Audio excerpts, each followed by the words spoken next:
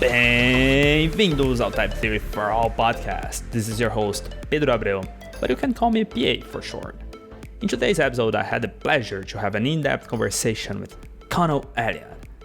In this episode, we talked about his life, his work, his philosophy, and his many opinions about research and the current state of PL.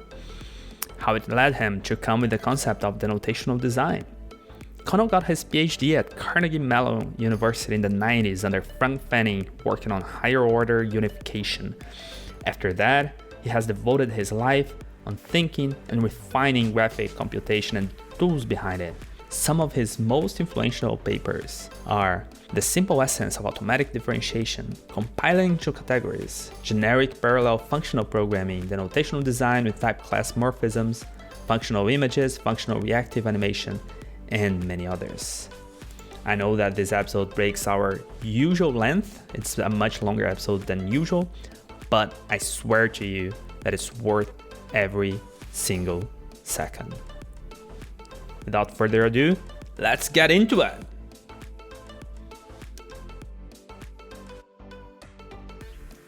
All right, welcome everyone to one more episode of the Type Theory for All podcast. Before we start today, I would like to take a little bit of time to thank our listeners to still be here with us, to be sending their comments and their questions in our website. And also, don't forget that everything that we're going to be talking about here is all going to be in the show notes somewhere in the description. All right, so before we start our show today, I would like to introduce my co-host today. Things will be a little different. Angelo Jabrai is here with me. Thanks for taking this invitation, Angelo. Welcome to the show. Hi, everyone. Thanks, Pedro, for calling me to co-host this episode. I am a second-year PhD student at Purdue University, and I work with Professor Kier Rumpf. My interests are the intersection of programming languages and compilers, and also type systems in general. I'm looking forward to talk with our guest today. Yeah, we have a very distinguished guest today, Conal Elliott. Thank you so much for accepting this invitation, Conal. Thanks for being here. It was a pleasure. I'm really glad to be here. Thanks for the invitation. I enjoyed meeting you and enjoyed talking to people about what we all care about. Yeah. I really love how we are. Just to set our audience right now, we're all in Conal's farm here, virtually with him. Do you call this a farm? Is it more of a... Oh, I just call it living in the woods. I live on 20. Woods. Yeah, I live in a forest setting with no other houses in sight on 20 acres next to my family's 60 acres. And I've lived here on and off since I was 13, and it just really touches me deeply. My parents lived here for the last 45 or so years of their life, and their spirits are present, and it's just a happy place for me. Wow, that's beautiful. Thanks for sharing. But it's quite of a, how can I say, different decision for someone so deeply involved in tech. So how was it for you, right? Because clearly for me, you have this deep connection to nature somehow, but yet you're so deep in the computers in tech. How did that play in your life? Oh, yeah. Wow. That's a lovely, deep question. Yeah.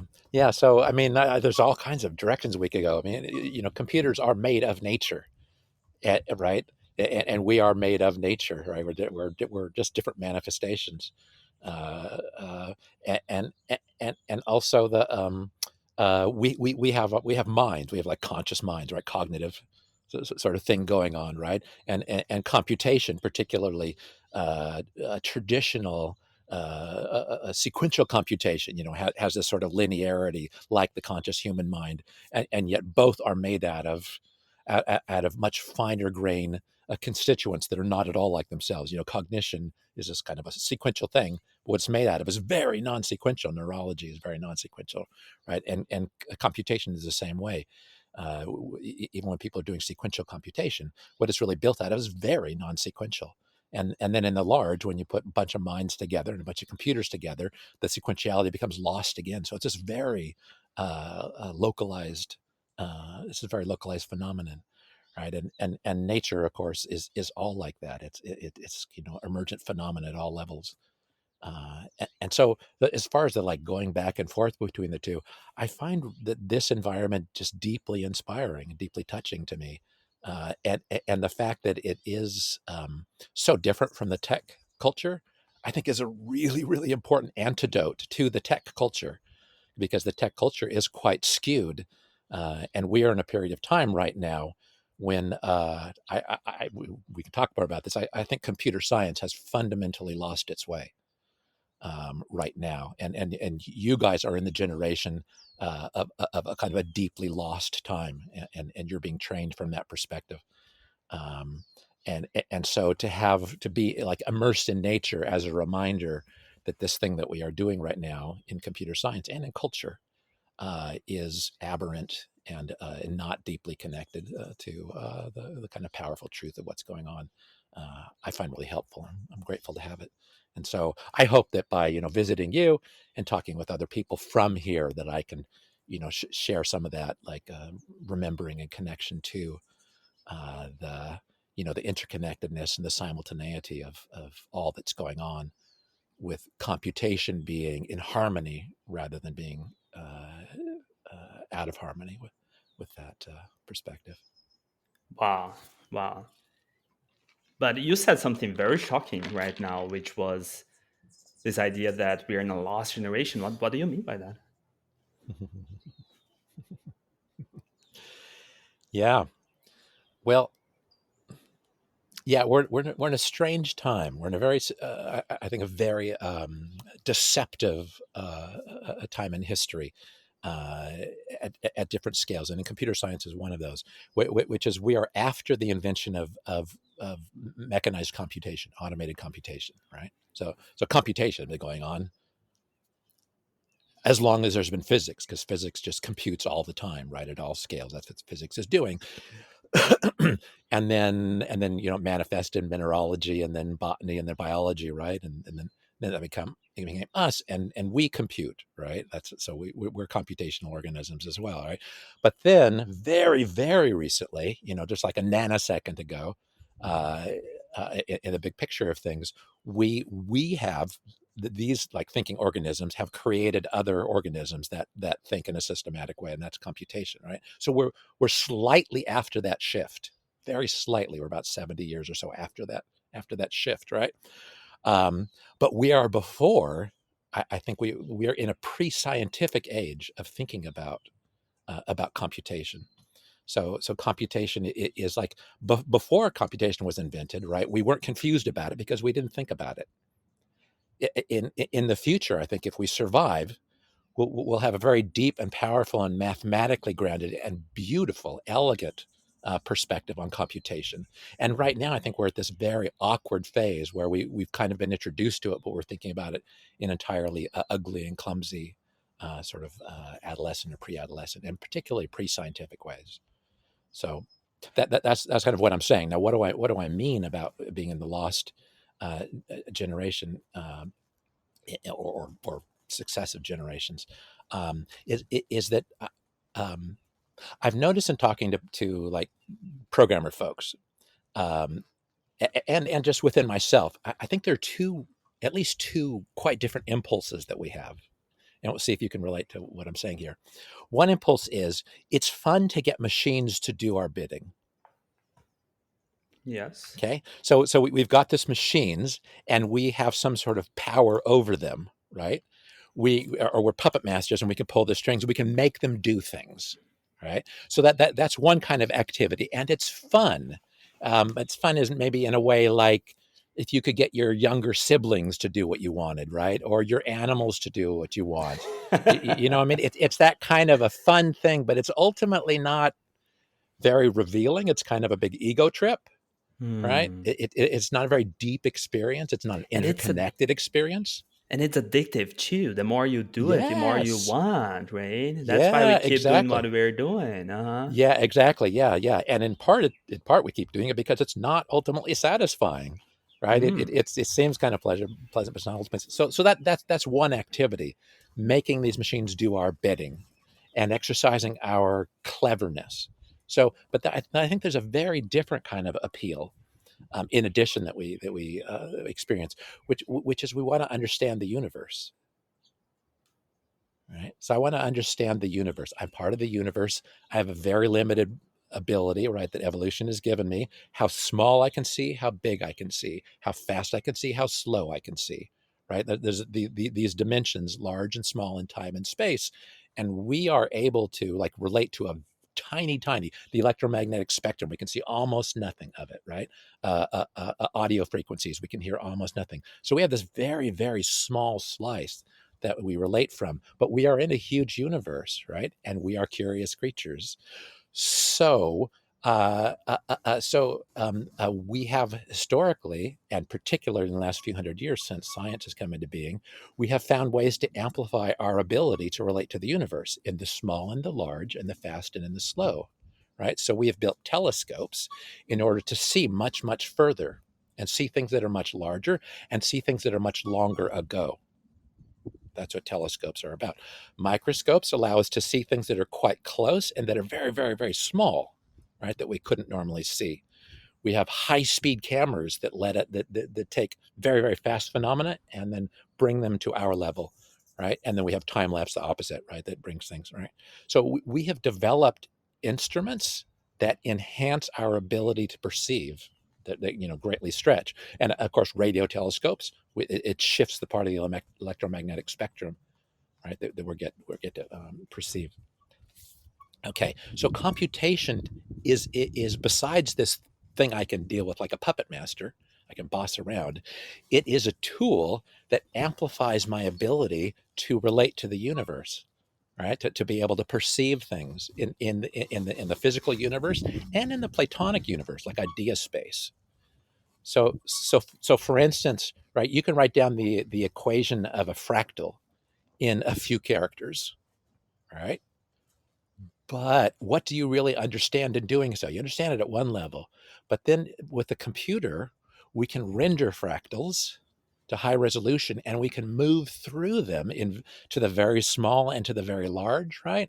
And we get a whole different relationship to them, right? So this is this thing. If we want to understand self-similarity or something like that, with fractals, with other fractal phenomena like ferns and so on, we can use this computational tool, and so that plays the same role as a telescope to outer space, or a microscope to microscopic organisms, right? To that kind of inner space, right? And so there are other tools like that. That to me is a very different kind of motivation and inspiration for computation.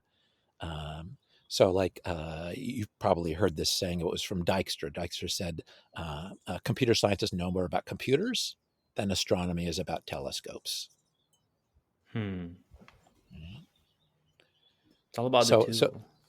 yeah, exactly. So, a telescope is something to look through in order to connect with truth that our senses have not been constructed to be able to take in directly. So we extend our senses, and that's what we're doing really well in this period of time since science, since the 1700s. Since science has really taken off, 1600s warming up, 1700s really taking up, 1800s, it's just like exponentially growing.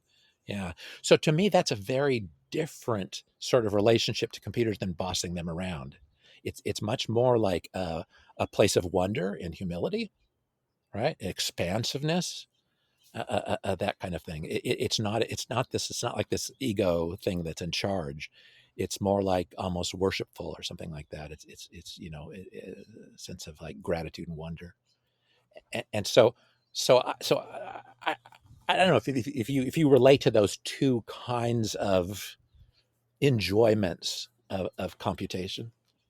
I definitely do, because often enough, it feels like what we are doing is just, there's this expression in Portuguese that is basically brushing some bits, right? We take the bits and take them for a walk and to do interesting stuff for us, or just serving this for what? Just give me some results, right? But in a way, what you're saying here now, I understand a little better another stuff that we briefly mentioned before this episode and in our private conversation, which a lot for you has to do with the elegance behind computer science. Yes. How does that tie together here? Thank you. Yeah. Yeah. Elegance, I think it is my deepest value in computer science. And, and, and so, so I think what I mean by when I say that computer science is lost, basically we are in the dark ages of computer science, slightly after its beginnings and before its enlightenment, right? So we're in the pre-enlightenment phase of computer science and the pre-science phase of computer tinkering. So we're in a deeply inelegant. Most people, I think, who deal with computers, who think about programming, including programming language researchers, I think are deeply mired in an inelegant way to think about computation, and and what inspires me and what I love to share with people and what I'm always exploring in my work, what it always is a kind of sense of play and wonder about what elegance can I get tuned into, right? Okay, so what elegance is. Um, Murray Gell-Mann, you may have heard him. He's a theoretical physicist. Um, he was a colleague of Richard Feynman at Caltech, and he gave a talk fairly recently on elegance and beauty in physics. And there's a deep question in theoretical physics, which is, can you trust beauty, and what's the role of beauty in physics? Okay. And something that we have that was stunningly, compellingly demonstrated in the 20th century is the value of elegance. So elegance as a personal value. That's what I mean. Elegance as a personal value, as a tool for guidance, as a compass, is highly effective in theoretical physics. So elegance guided Einstein in coming up with the special and then general theory of relativity. Right? So it's just like sometimes called the most beautiful theory that we have is the general theory of relativity. And then absolutely it was played a huge factor in quantum physics, in the formation of quantum physics. Niels Bohr and Heisenberg and Schrodinger, and then especially Paul Dirac. Paul Dirac, I think, was like really, really tuned in completely faithfully to this thing of elegance. And so, what is elegance? Well, it's something that mathematicians use to guide them. And it's what computer science has lost, and so I'm trying to come back around. So Murray Gell-Mann gave this talk addressing this question of is this a useful, and why on earth would it be a useful a guidance toward truth? Okay, so I don't know if you know this, but modern civilization really is built on general relativity and quantum physics. And so without general relativity, GPS would give us seriously bad information. Okay, GPS system corrects for relativity. So it's not very noticeable on the surface of the planet, but even you go slightly off the planet, it's noticeable. You get far off the planet, it's very noticeable. You go from slow speeds to high speeds, it's very, very noticeable. Okay, so it's a very parochial phenomenon that you can ignore general relativity and take a Newtonian perspective and get decent answers. It's very local. And also microelectronics, which I think we all know, and everybody who's listening knows has made a profound impact on society, is completely built on understanding quantum physics. Could not happen without it. Okay, and these fields were shaped by this personal value of guidance of beauty and dedication to beauty. So what is beauty and what is elegance? This is what Murray Gell-Mann said.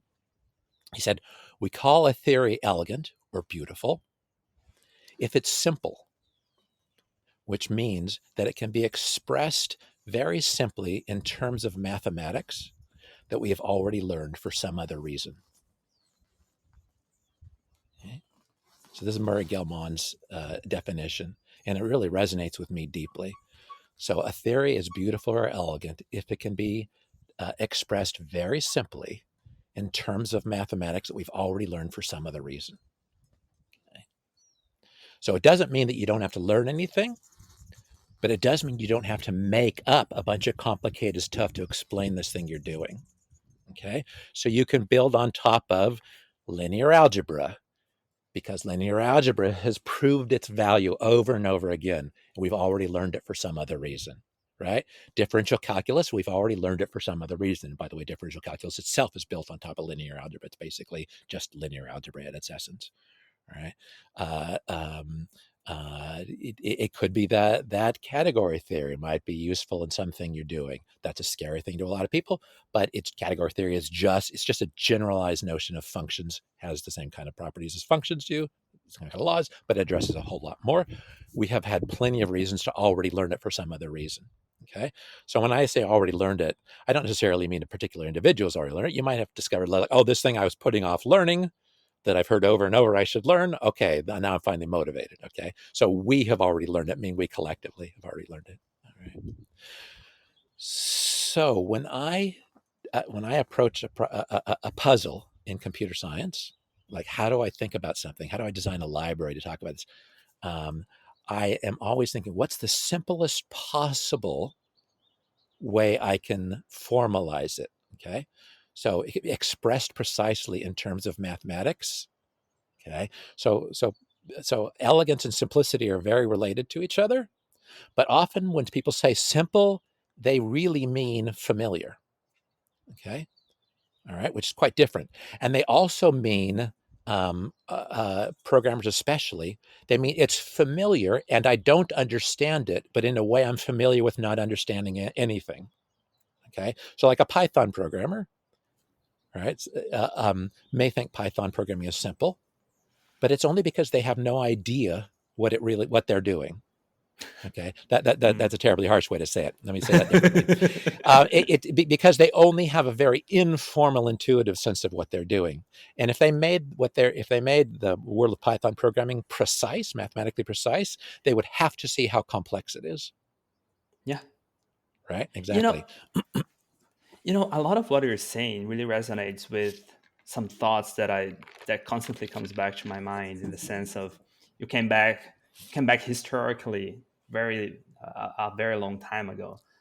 I'm not sure when we started pursuing PhDs and all that sort of stuff to actually build academia and all of that, but it definitely seems to me that the more you go back in time, say Newton, Leibniz, Rutherford, Bohr, all of that, they were so deeply connected with this idea of wonder, of searching the truth, and that's what science really is. And I agree with you so deeply that this wonder, this sense of let's find the beauty, right? Let's find simplicity and elegance. That is what do we have in academia today is so far apart from that. We are so concerned about having a paper after the other, and having grants and writing these things and writing that stuff. I look at my professors and they barely have time to actually sit down and think, right? Exactly. I agree with you. So where did things starting going wrong, right? And for me, I don't know how much you would agree with this and what are your thoughts, but part of the reason why this might be happening, that's the best, one of the explanations that I can see, is that education is so largely accessible nowadays, which is definitely not back then, right? So in a way, we are faced with this problem of trying to teach more and more people and try to welcome more and more and more people to this wonder of the universe, how you say it, right? But we haven't thought it through how to probably do this, right? How to probably put all of these people in the same room, and how is going to be the publishing process right now? I am seriously concerned of how we approach publishing, for example, right? Like it's not as scathing, right? Yeah, I think it's deeply problematic. Yeah, the whole publishing process and the role of publishing in what one's personal progress through sort of academic mill. So getting your degree, your graduate degree in particular, right, and getting a professorship if that's what you want to do, and getting tenure, right, or getting through your postdoc and getting a professorship and then getting tenure. That kind of process is like you're always under pressure and to produce, and therefore you cannot do do fundamental explorations. You cannot challenge the scientific status quo where it needs challenging most deeply. You cannot ponder deeply, really significant questions because they're too high risk. because you can't predict that you're going to be able to crank out some kind of result in time for a paper deadline, in time to get your paper count up, in time to get your postdoc and professorship and tenure and that kind of thing. Yeah. So, and I really suspect that this this kind of pressure is part of why we are in the dark ages right now, and that it's going to take something different to get out of it. Because the kind of papers that I see being published right now in, say, programming language conferences are not at all what I consider beautiful. They're kind of very incremental and mechanistic. Okay, and in particular, they're built on a paradigm that is, I think, hospitable to that kind of work rather than deep insight and beauty, and that is operational semantics. Okay, so that there are different. So if you want to understand programming, right? Programming is a process of manipulating language. Okay, so there are programming languages, right? So we've got computation, and then we want to be able to shape computation and direct computation.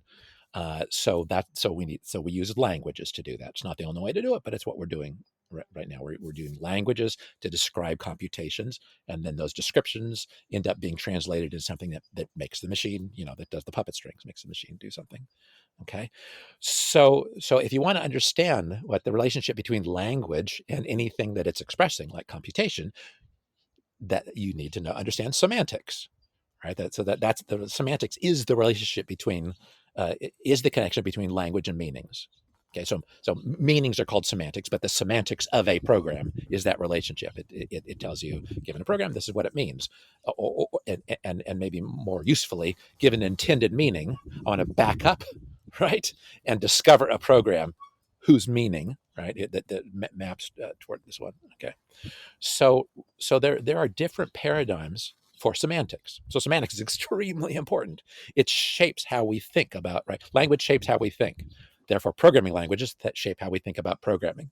Okay, and then the semantics, the semantic paradigm shapes how we think about the possible spaces of meanings of languages that are used to control computers, they're used to direct activities of computers.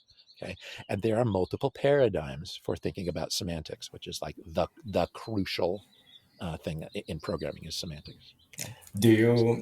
Sorry to interrupt, do you have a Please, preference on that? Like you said, as you said, like there are many ways to describe meanings of languages. Yeah, So absolutely do. yeah, Yeah. maybe you can expand on that. Yeah, absolutely. Yeah. So there are various paradigms. I think the three most well-known one are operational, axiomatic, and denotational. Okay. So so I'll talk mostly about operational and denotational semantics. Okay, because those are particularly germane to this conversation. So in the late 60s, early 70s, Christopher Strachey, and then he was joined by Dana Scott, came up with this method that is now known as denotational semantics. It was known as like a mathematical semantics of programming languages, and then they gave it this name, denotational semantics, at some point. This happened around, Strachey was working on around the end of the 60s, and then Dana Scott came and visited him in, I think it was 1970, and Dana answered a very key question that kind of like, I think Strachey really had the whole kind of enterprise worked out, but there was a very, very important question, which was, does any of this mean anything at all?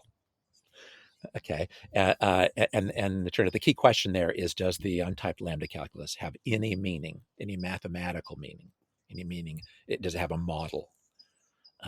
And we did not know that. Longest Church did not answer this question. Nobody knew the answer to this question until 1970 when Dana Scott answered it. So Dana Scott answered this question of what is a semantics, meaning a mathematical meaning of the lambda calculus. This was a crucially important question because what Strachey had figured out is, how do you translate programming languages into the lambda calculus? And by doing that, he reduced the question of what did languages mean to what does the lambda calculus mean. Now, at the time, a programming language, like lambda calculus, was definitely not a programming language. We didn't understand until Peter Landon, essentially, that lambda calculus was a tool you could use for programming. And it's not what Church invented it for. He invented it to encode higher order logic, to encode logics and higher order logic in particular, quantifiers. That's what lambda was for. It was to represent quantifiers in logic. Okay, and the higher orderness of lambda calculus allowed allowed to us to encode higher order logic in a very natural way. It was a beautiful invention, nothing to do with programming. Okay, so it was really Peter Landon who realized, wait a minute, and Peter Landon figured out that you could think of Algol in terms of the lambda calculus, very famous paper he wrote on that, and then he figured out, hey, you can actually execute lambda calculus on a machine. All right, this is a revolutionary thing. We take this all for granted. Okay, so but in 1970 at Oxford, there was this Strachey had done this work, which is you can take any language, which really meant an Algol-like language, okay, imperative sequential language, and you could translate it to the lambda calculus. So if you knew what the lambda calculus meant, you know what those languages mean. That's just by reduction, okay. But nobody knew if the lambda calculus meant anything. It was this mechanistic operational thing, because Church defined a set of reduction rules. That's mechanistic. That's not meaning as a mathematical value. That's mechanistic. That may sound like a meaning to you because you're in the dark ages and because that's what you're being taught right now as a meaning is operational semantics. Okay. So then Dana Scott answered this question. The fundamental question in there is what does recursion mean, if anything? And it may be hard to appreciate what a difficult, profound question that is from our vantage point now, because we use recursion so casually. I think my main issue to understand what all of this means. Sorry for the for using that word so much, but what does meaning means here? What is this translation actually doing? Like, okay, lambda calculus means something math. So what is that? Yeah, great. Yeah. So what are meanings? All right. So you have language, all right, and the purpose of language is to convey meaning. That's what language is for. Language is a carrier of meaning. Right. Okay. So it carries it through time. It carries it across people. Right. After we invented written word, it carried it. Right. All of a sudden, as Neil deGrasse Tyson said, death could no longer silence us. This is a profound change, right, in the invention of writing. Before that, language was still quite useful. After the invention of writing, it was incredible. It extended the longevity indefinitely, essentially. Right, which meant our collective wisdom now gets to grow monotonically. So that's what language is. What are meanings? Okay, so we kind of have a sense of what languages are, and if you're a computer guy, you kind of know what it means to like make a machine do stuff. And then so you might think programming languages are to make machines do stuff. Human languages are for something else. But what I'm saying is no. There's really one notion. There's really one thing. Languages are for conveying meanings. Computation is incidental. Computation is a way to help us observe meanings. Telescopes let us observe stars and quasars and so on, right? We can look almost all the way back to the Big Bang now, right? And then especially with James Webb, right before that, Hubble. All right, and microscopes allow us to look at microorganisms. Scanning electron tunneling microscopes, let us look very, very, very small. X-ray diffraction, right, lets us look inside a nucleus of an atom. Essentially, you throw some mathematics on top of it, you can. Is that right? So that's what these tools do. That's what I'm saying. Computation is for looking at meanings. So language lets us convey meanings. Computation lets us look at those meanings once we have a good way to convey them. Right? We have a way to capture the meanings in a language, convey them, and adapt them to the physical characteristics of computation. And that's the clever thing that we have done with computers. Okay, but what are meanings? I'm saying languages are for conveying meaning. Computers to look at meanings. What are meanings? Yeah. So I would say meanings are mathematical notions. Meanings are what mathematics is about. Okay, so Euclid. All right, Euclid, a few hundred years BC, he started systematizing some clear ways to think about some interesting questions. So Euclid started talking about points and lines and planes and triangles and collinearity and parallelism, similarity of triangles, and so on. And so Euclid built up, and this was revolutionary. What Euclid did, it was revolutionary. People had these kind of vague ideas, but Euclid came up with this beautiful story of this is geometry, It's still a beautiful story all this time later. And he came up with a whole paradigm in which to think about all kinds of things, just in order to think about geometry, right? Which is like, a few things that are not defined but postulated, a few notions that are defined. Like he didn't define what a point is. He instead introduced the word point, and then gave some axioms, right? Points and lines, and then the axioms relate them to each other without really defining what they meant. So this is a revolution that Euclid started. Okay, and so what are those things? And then there's Plato, of course, right? So Plato talked about, right, there is this world of, I would call it meanings, you might call it ideals, right? And then you have the world of form that we inhabit, this physical universe. And the world of form is like shadows on the wall in Plato's cave, right? Of the ideal. Okay.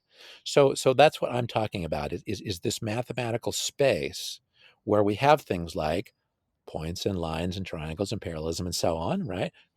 Okay, we have some understanding of them. Much later than Euclid, we discover non-Euclidean geometry, like spherical geometry, right? So Lobachevsky and Bolyai and Riemann and Gauss, Minkowski, and then Einstein was completely essential to understanding general relativity with non-Euclidean geometry, right? So these are mathematical notions that they have like certain properties. You can define them very succinctly, and they turn out to be astonishingly useful in understanding the universe, and I mean the physical universe. Okay, and that is, at least to some degree, no, let me take that back. That is a profound mystery. Why is it that these mathematically well-defined things, and also why is it that we are able to be touched and inspired, right, emotionally, by this level of beauty, and also it turns out to be a tremendously successful predictor of physical reality. So like, I don't know if you know this, but Paul Dirac, right? So there was Heisenberg and Schrodinger, right? Niels Bohr before that, Jordan. These folks were like starting to put together the ideas of quantum mechanics, and it was based on some very puzzling phenomena where there seemed to be quanta in spectra that we were able to pick up in glowing substances. Okay, so we started looking into it very deeply, and there were very, very surprising things that seem to be coming out that are completely inconsistent with our understanding of the way we relate to the universe, and they're completely inconsistent. So then Paul Dirac, he came in, and Paul Dirac was like laser focused on this idea of beautiful mathematics. Okay, so Dirac came up with incredibly beautiful equation, okay, describing quantum behavior, and he solved this equation, and there were twice as many solutions as there should have been. Okay, so there were like 2 instead of 1, or 4 instead of 2, or something like that. I forget the details. Okay, and so like, we've looked at some things, and the things that we've looked are indeed half of the solutions of Paul Dirac's equations. What about the other solutions?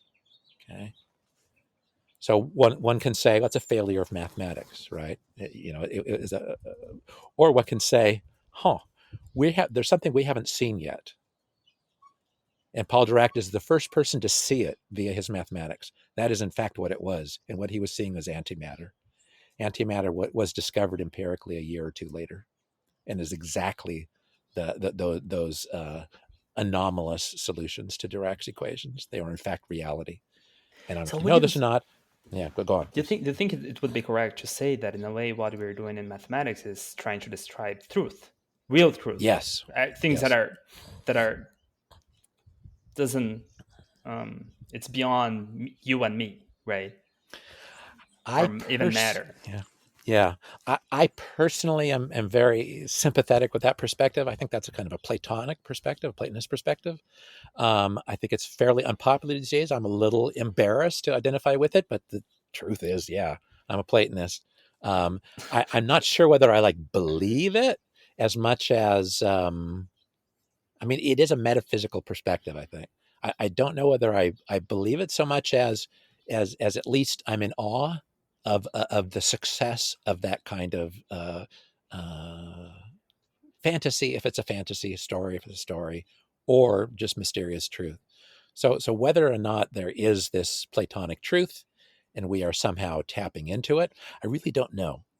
But I'm personally inspired enough to act as if, and then maybe we will understand later, why mathematics is so effective in understanding, the universe and in predicting. What do you mean by it's embarrassing nowadays? Like, what is the competing idea here?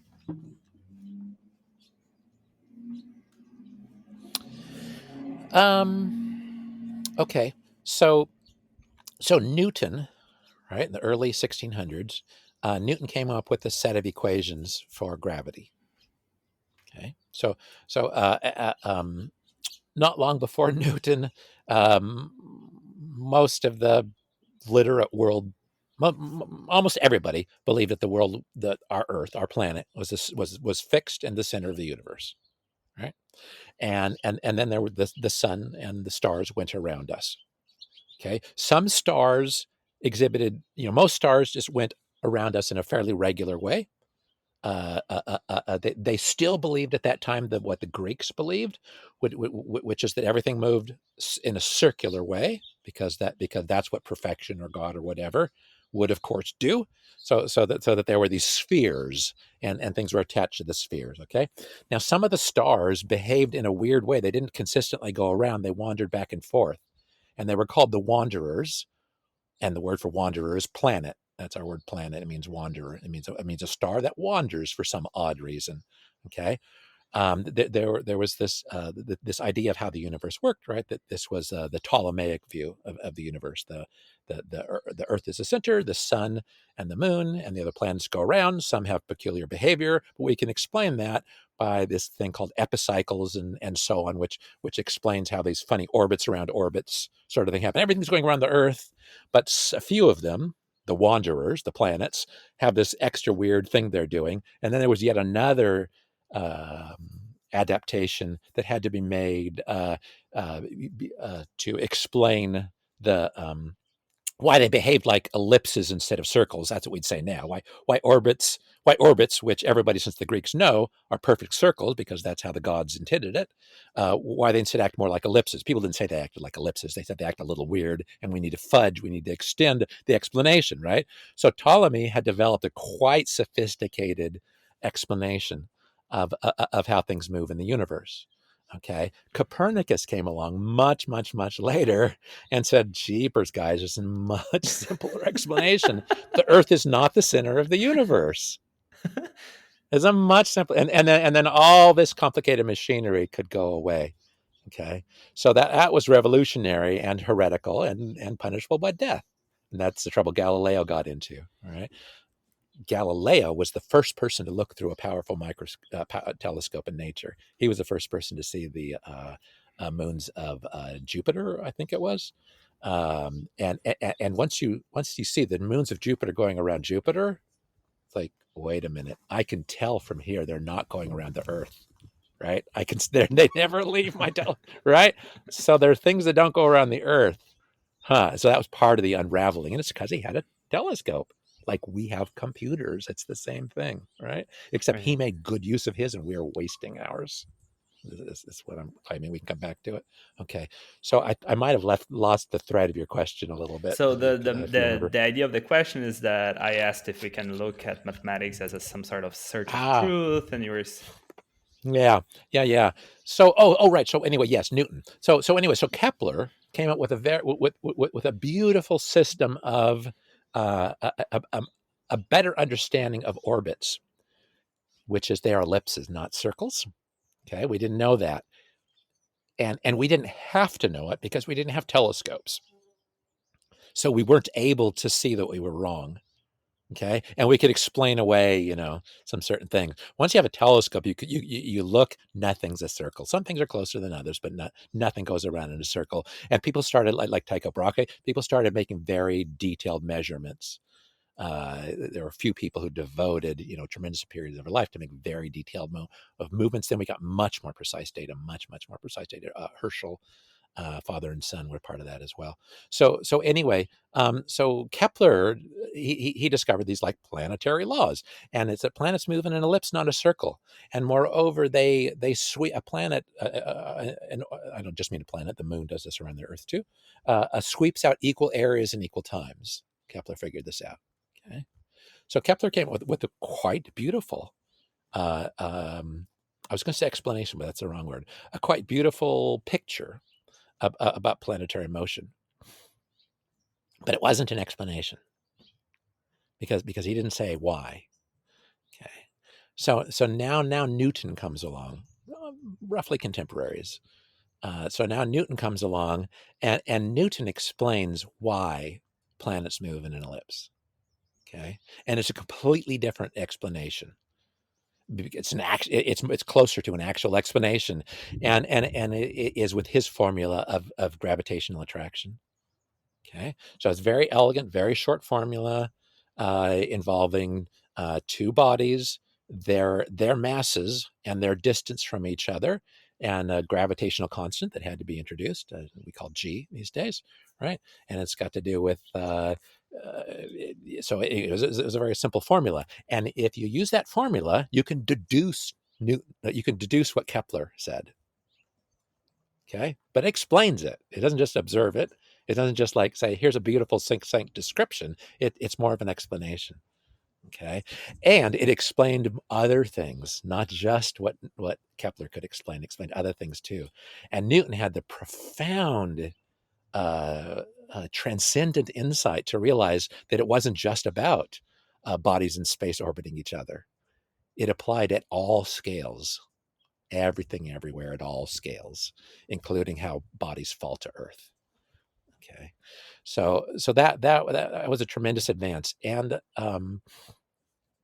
it was very successful for a few hundred years. Okay, but just like a Galileo's telescope, right, allowed us to see that the Ptolemaic view of the universe was wrong, very, very wrong, right, and had to be transcended. Thank goodness. Right. In the time after Newton, we developed more and more sophisticated, more and more sensitive instruments. I think that's what we do as human beings. That's what we're good at. We get curious. We reach the limits of our ability to observe, and then we use our cleverness to enhance those limits, to go beyond those limits and observe more finely.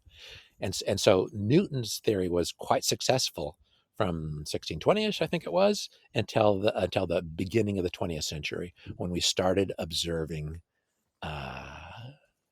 inconsistencies. Okay, but it was tremendously successful up until that point. Neptune was discovered via Newton's formula because Uranus, the planet Uranus, exhibited some behavior that was inconsistent with Newton's theory. Was Newton's theory wrong? No, there was a planet we didn't know about called Neptune. We discovered that planet by using the difference between what we observed about Uranus and Newton's theory. It suggested there may be another planet. We figured out where that planet would be, got a telescope, looked at it, and there it was. This is what a successful scientific theory looks like.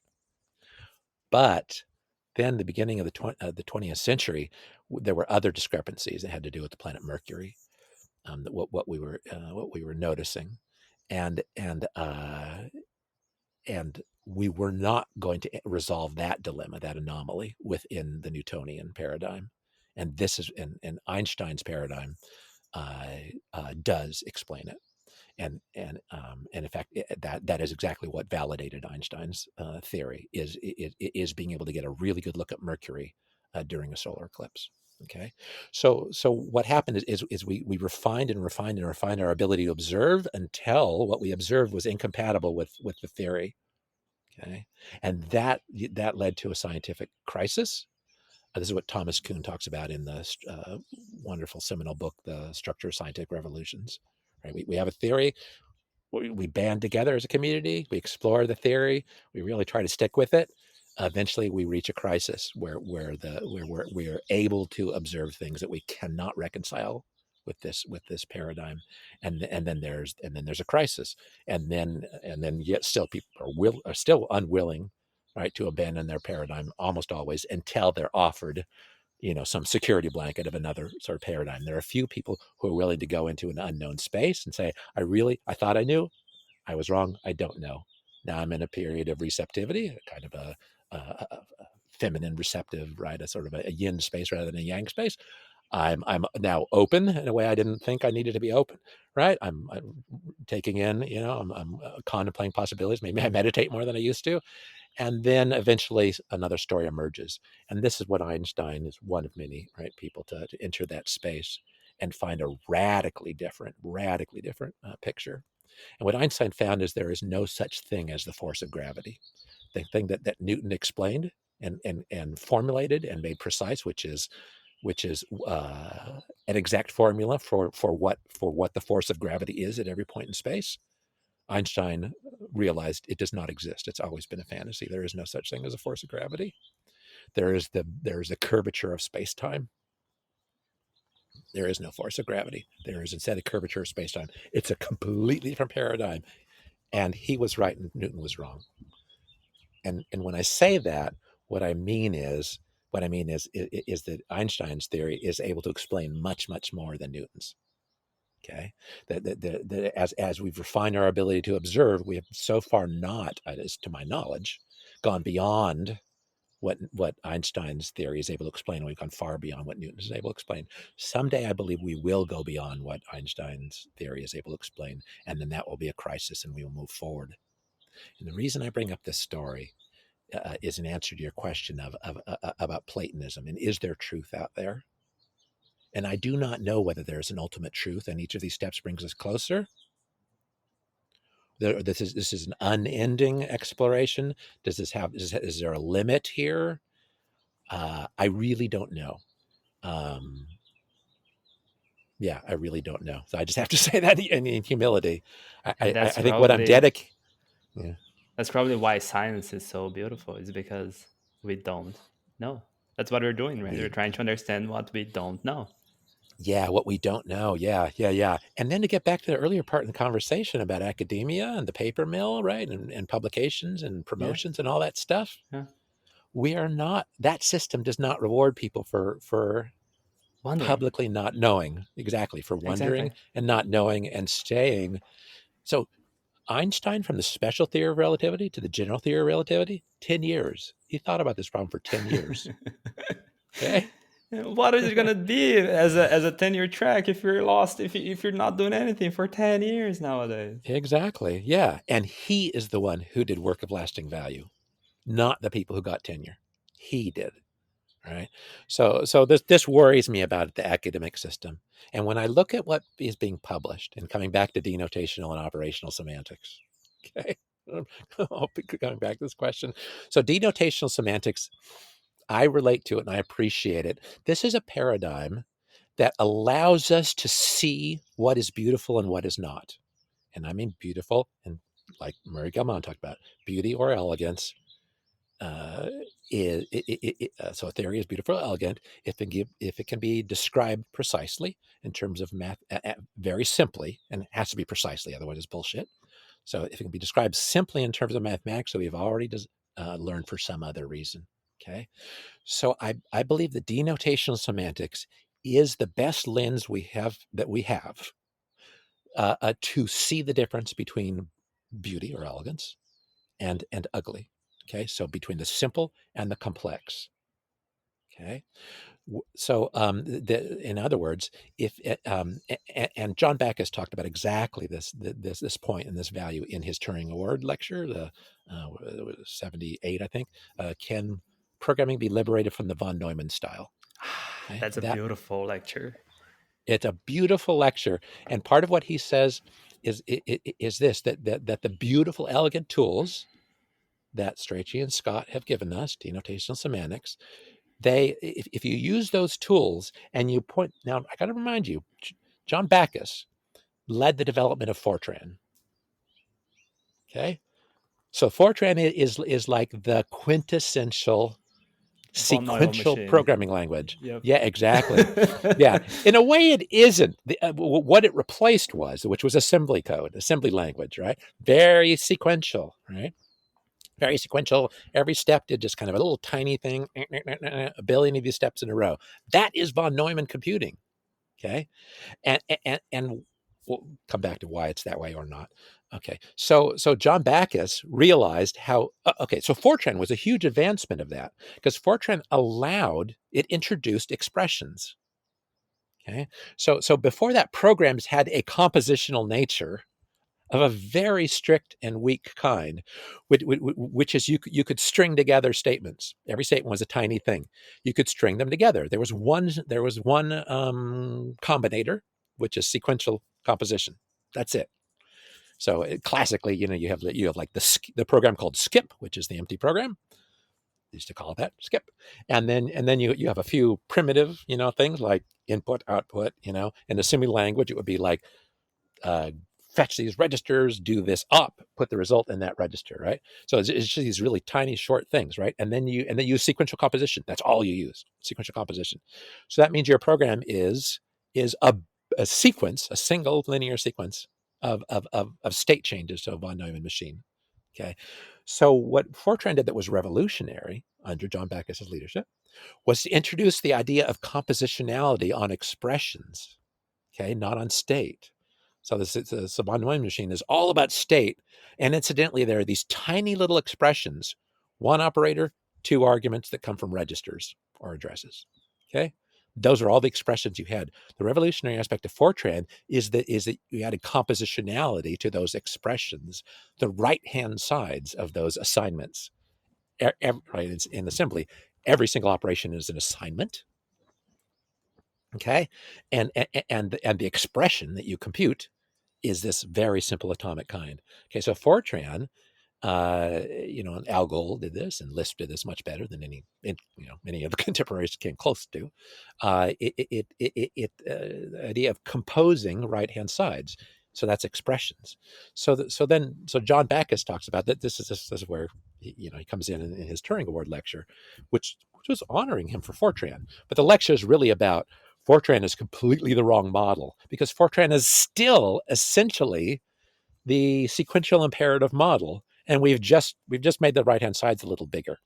Okay, the heart of this paper, which is the heart of functional programming, is that you make the right hand side so rich you don't need the left hand sides. In other words, you don't need assignment. So you just completely walk away. So Fortran is this straddling. You have the world of statements and the world of expressions.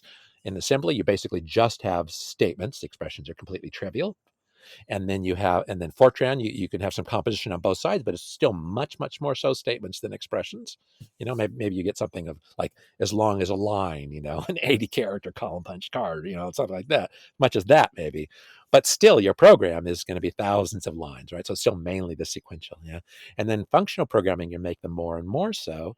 And then the idea of functional programming, and part of the idea is you get rid of everything else. You only have expressions, okay? And so what are expressions? What are the meaning? What's the difference between expressions and statements? Well, syntactically, we say, well, expressions have these ways of building and statements have those, but that's not the point, right? The point of language is to convey meanings. So what meanings are expressed by statements and what meanings are expressed by expressions, right? The meanings expressed by statements are von Neumann kinds of meanings. Now, I got to stop. I respect the hell out of John von Neumann. I think he's brilliant, had a tremendous taste for beauty. John von Neumann invented massively parallel programming. He invented cellular automata, as well as the sequential model of computing. John von Neumann, I think, made a very pragmatic, I want to say short-term, pragmatic choice, which is which should we prototype first? Look at the machinery of the day, the vacuum tubes, all this, machinery of the day, and say, I think given today's hardware limitations, it'd be easier to prototype this sequential model that he and following, Turing and so on invented. It'd be a little easier to try that out first than to try out this other one that's arguably more elegant, which is cellular automata, massively parallel computing. So this short term, all right, we're going to do this little experiment. It's 1947. Okay. What is it now? It's 2022. We are still doing John von Neumann's initial short-term experiment. Okay. All right. So anyway, backing up to John. Yes, please. Exactly. This paper you're talking, when I was reading it for the first time, I was like, oh my God, we are still discussing exactly the same problems we have nowadays. Right. How Exactly this disheartening. idea of composition, of how to get to the core and the essential way of expressing Yeah. something. And John von now Backus Nauer was already talking Yes. about all of this in his during the war there. So yeah, I Yeah, definitely yeah, understand yeah, what you're yeah. talking John, about. yeah, John Backus, who was the B and BNF. Yeah, yeah, absolutely. So John Backus really was tuned in. I don't know whether he got enlightened, dropped acid, whatever it took. I don't know what. I don't know what. Like how his enlightenment that he was clearly into in '78, right, relates to working for IBM, I think it was, and leading Fortran. And I really don't know how those go together. That would be interesting to find out. I almost got to meet him, but I didn't. I missed meeting him. Anyway, yeah. So he talks. One of the things he talks about in the paper, it's got a lot of wonderful. A lot of it's like very dated and like a little painful to read, but it's just brilliant. And he's he said he jumps right in and say imperative programs, Fortran and its predecessors and successors, including today's dominant programming languages, have no nice mathematical properties. Okay, they're built out of these two worlds, the statements and expressions. In other words, von Neumann actions, meaning state changes, right? So the von Neumann model is you have this thing they call the store. That was a historical term. We now call it memory or something like that, or state. You might call it if you're a little bit sophisticated. If you're a PL person, you might call it state, but they called it the store at the time. And it was this big bunch of stuff, big unstructured bunch of stuff. And then you have a zillion instructions that are zinging like ping, ping, ping, ping, ping, making tiny little changes. And computation somehow, or problem solving, emerges somehow out of this, right? Out of this bizarre, kind of ping, ping, ping, ping, ping, to state, right? What the essence of what functional programming was trying to get at, and what I believe the functional programming community has almost entirely forgotten and lost. Okay, it was a beautiful, very different vision. And this is what Backus was tuned into by the time he wrote this Turing Award lecture, which is a very different way to think about it. Which is that there are mathematical things. He talked about like the what did he call that? Word at a time programming. That's a phrase he used in his Turing Award lecture. So von Neumann programming is this like word at a time programming, which you might even think was bit at a time, but let's say word at a time, which is we're going to kind of grab one tiny little thing, do one operation, and stick it back.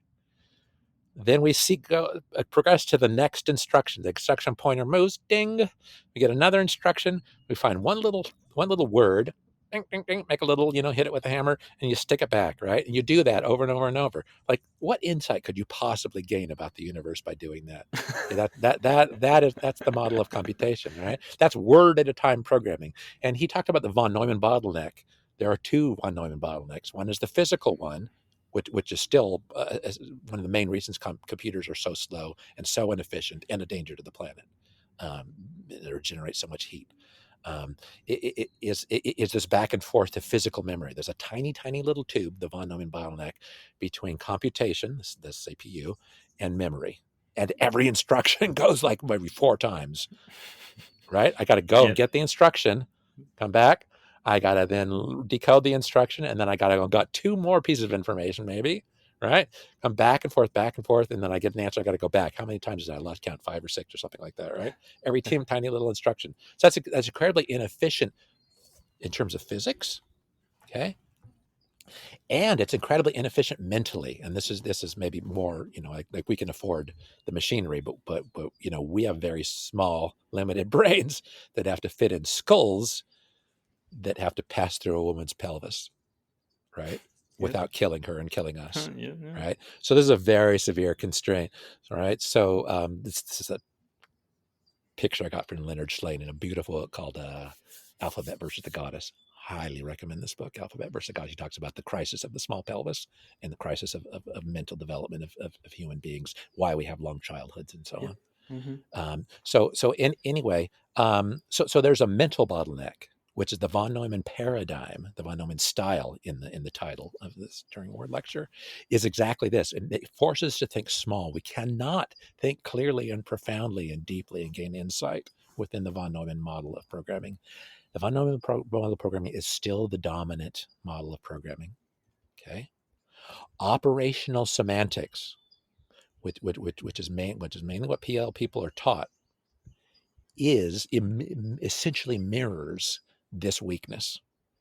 It's an essentially sequential and mechanistic way of thinking, which is not rooted in beauty. It's sort of fundamentally sequential, whereas computation isn't. If you think it is, it's because you've been programmed, right, with this deep misunderstanding. Okay, computation is no more sequential than the universe is. Some people think the universe is sequential. I can't imagine anybody but a programmer thinking that. But the universe isn't, and of course computation can't be because it's made out of the universe, right? And in its role of solving problems, those problems are mathematical things, they're not sequential either, right? So anyway, this Turing Award lecture for me is really about breaking out of the von Neumann bottleneck, the spiritual, mental, cognitive, right, philosophical bottleneck, and getting back into this programming not a word at a time, but very large, powerful notions at a time. And his focus was functions. So what the work that he was describing, which was his work after Fortran, was a style of programming you might call functional, or he used the word applicative more than functional programming. But it's roughly equivalent. And the things that are manipulated there are not words, they are functions. Okay. So what is our programming for? Or what are the mathematical things that we're going to denote? In other words, what are the meanings of them? Well, a lot of possibilities, but one, and the one he focused on, is functions. Okay. So what do you build functions out of? There's a lot of choices here. Okay. There's a lot of choices what you can build functions out of. And he made a particularly elegant choice, which is you build them out of functions. That's the most beautiful answer, right? Because then you have fewer things, and when you build functions out of functions, guess what you can do with those functions? You can build other functions out of them, right? So anybody who has a paradigm that says that says there's really two ways to look at things. This is what you do in the small, and this is what you do in the big, right? If ever you hear something like that, stop and don't believe it, right? That every kind of piece of advice that says you should do this in the small, this in the large, for instance, functional programming in the small, imperative or objects for the large. You should make your little, you should have a functional core and an imperative shell. Anything like that. Every explanation says you should do this and this at one scale and that one scale has to be incredibly parochial, because there is no small and large, right? If you go from a quark to the universe, right? There's a continuum between a quark and the universe. You cannot draw the line, right? Where's the line between big and small? Right? Every line you draw between big and small is incredibly parochial. And it's like every king says the new unit of measurement is the distance from my shoulder to my fingertip, right? Yeah. Right? It's like phenomenally narrow-minded, egotistical way to do things, right? Every creature, every emergent phenomenon of the universe, right, that possibly has enough going on to develop an ego is going to make the same mistake, right? So anyway, Bacchus's answer is so incredibly beautiful, right? Yeah. What do you make functions out of? Other functions. It's the only answer that's not parochial. It's the only one you can come up with, all right? Because otherwise you have something for the small, and then you put enough of them together, you get the bigger things, which are functions, right? And that's what the von Neumann model does. Is it tries to make interesting things of one kind out of very different things, of a smaller kind. And so if we want an integrated way to build up, a paradigm for building up knowledge, and we want that to be able to use that paradigm without bound. In other words, what David Deutsch calls, if we want that to be the beginning of infinity.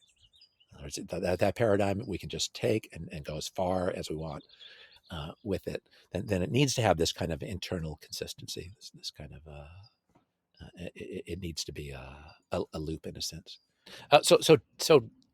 John Bacchus in his Turing Award paper. Yeah. So he points out denotational semantics gives us a way to it gives us two things. We can use it to design languages. We can use it to explain languages. Okay. And he says it's kind of surprising, and I think he means disappointing, and it is to me personally, that so many computer scientists are satisfied with using these beautiful tools from Chris Strachey and Dana Scott to merely explain existing languages, okay, rather than design new ones.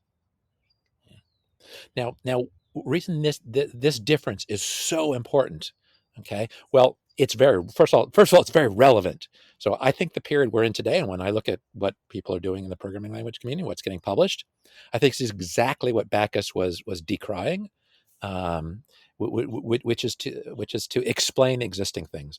And Backus says if you use these tools of denotational semantics to explain existing languages, you will get a quite detailed description of their defects, of their warts, he might have said, or maybe the word defects.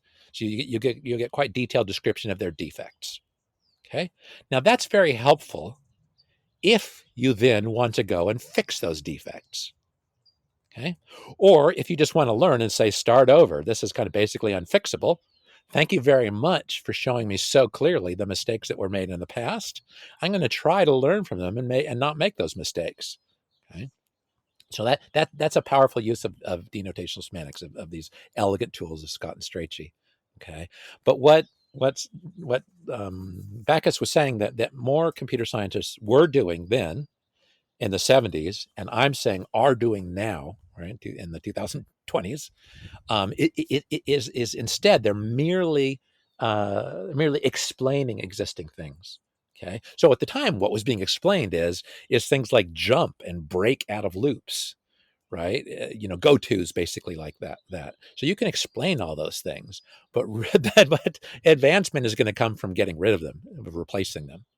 Right. So it's so like advancement a little bit. You got structured programming. Dijkstra preached structured programming, and then there was functional programming, which Dijkstra didn't have a lot of stock in later in his life. To his credit, he had more. But later, instead of structuring our go-tos, we decided we were going to eliminate. That's the functional programming people. Okay. So I believe that denotational semantics continued to play that role. Denotational semantics continued to point out in great detail the ugliness of certain programming ideas. And I believe that is why it was mostly eliminated and replaced by operational semantics. That it's the nature of operational semantics to hide the ugliness of existing biases and ideas about programming. So operational semantics compared to operational semantics, like everything looked kind of meh. It's not great. It's not terrible. It's kind of okay. It's good enough to publish in a paper. You can reason about our programs here. It explains things. It's kind of. Yeah, intuitive, step by step. Yeah. So it's got this kind of, it's somewhat satisfying, and also it's something you can train a grad student. You can train you can train an intelligent monkey. Yeah. to apply, right? Because it does not take deep insight. It does not require elegance. It doesn't require the thing that's most difficult and most valuable in science, which is deep insights, powerful, elegant explanations that have great reach and are testable and are what David Deutsch calls hard to vary. This is what we kind of good theories, good explanations. That's the word he uses, good explanations. Okay, so whereas operational semantics, I think, is much more supportive of what we were talking about before, of getting your graduate degree, getting a postdoc, getting through that, getting your professorship, and working toward getting tenure. In other words, getting regular publications, because it's very adaptable. So you have this little idea. You say, here's a lambda calculus. I'm going to add this weird thing to the lambda calculus. Here's all my typing judgments. Here's all my small step operational rule, right? Most of that is just boilerplate stuff that everybody's seen over and over, and their heads are still ringing from last time they saw it. And then here's my one or two extra little things, and here's a bunch of verbiage about it. Any educated monkey can do that. And so you can get your grad students graduated, and they can move on and progress. Okay. But the cost is huge. The cost is that we no longer can see the difference between elegance and inelegance, between beautiful theories and complex ad hoc ones. And in that process, we lose the ability to make significant forward advances in science. Is this of your, I can see that you're very disappointed with how academia in a way is going. Is this why you decided to go to industry instead? No, it's certainly not. No. No, that was just, Because I had I was small, no. the original question would be if is Yeah, that's why you decided to leave academia, but obviously you didn't leave academia. You're still very active and contributing and coming up with these beautiful absolutely. papers, but Yeah, you're yeah. not inserted in the regular way that is being a professor, because Yeah. it's very No, that's just a intriguing. personal historical accident.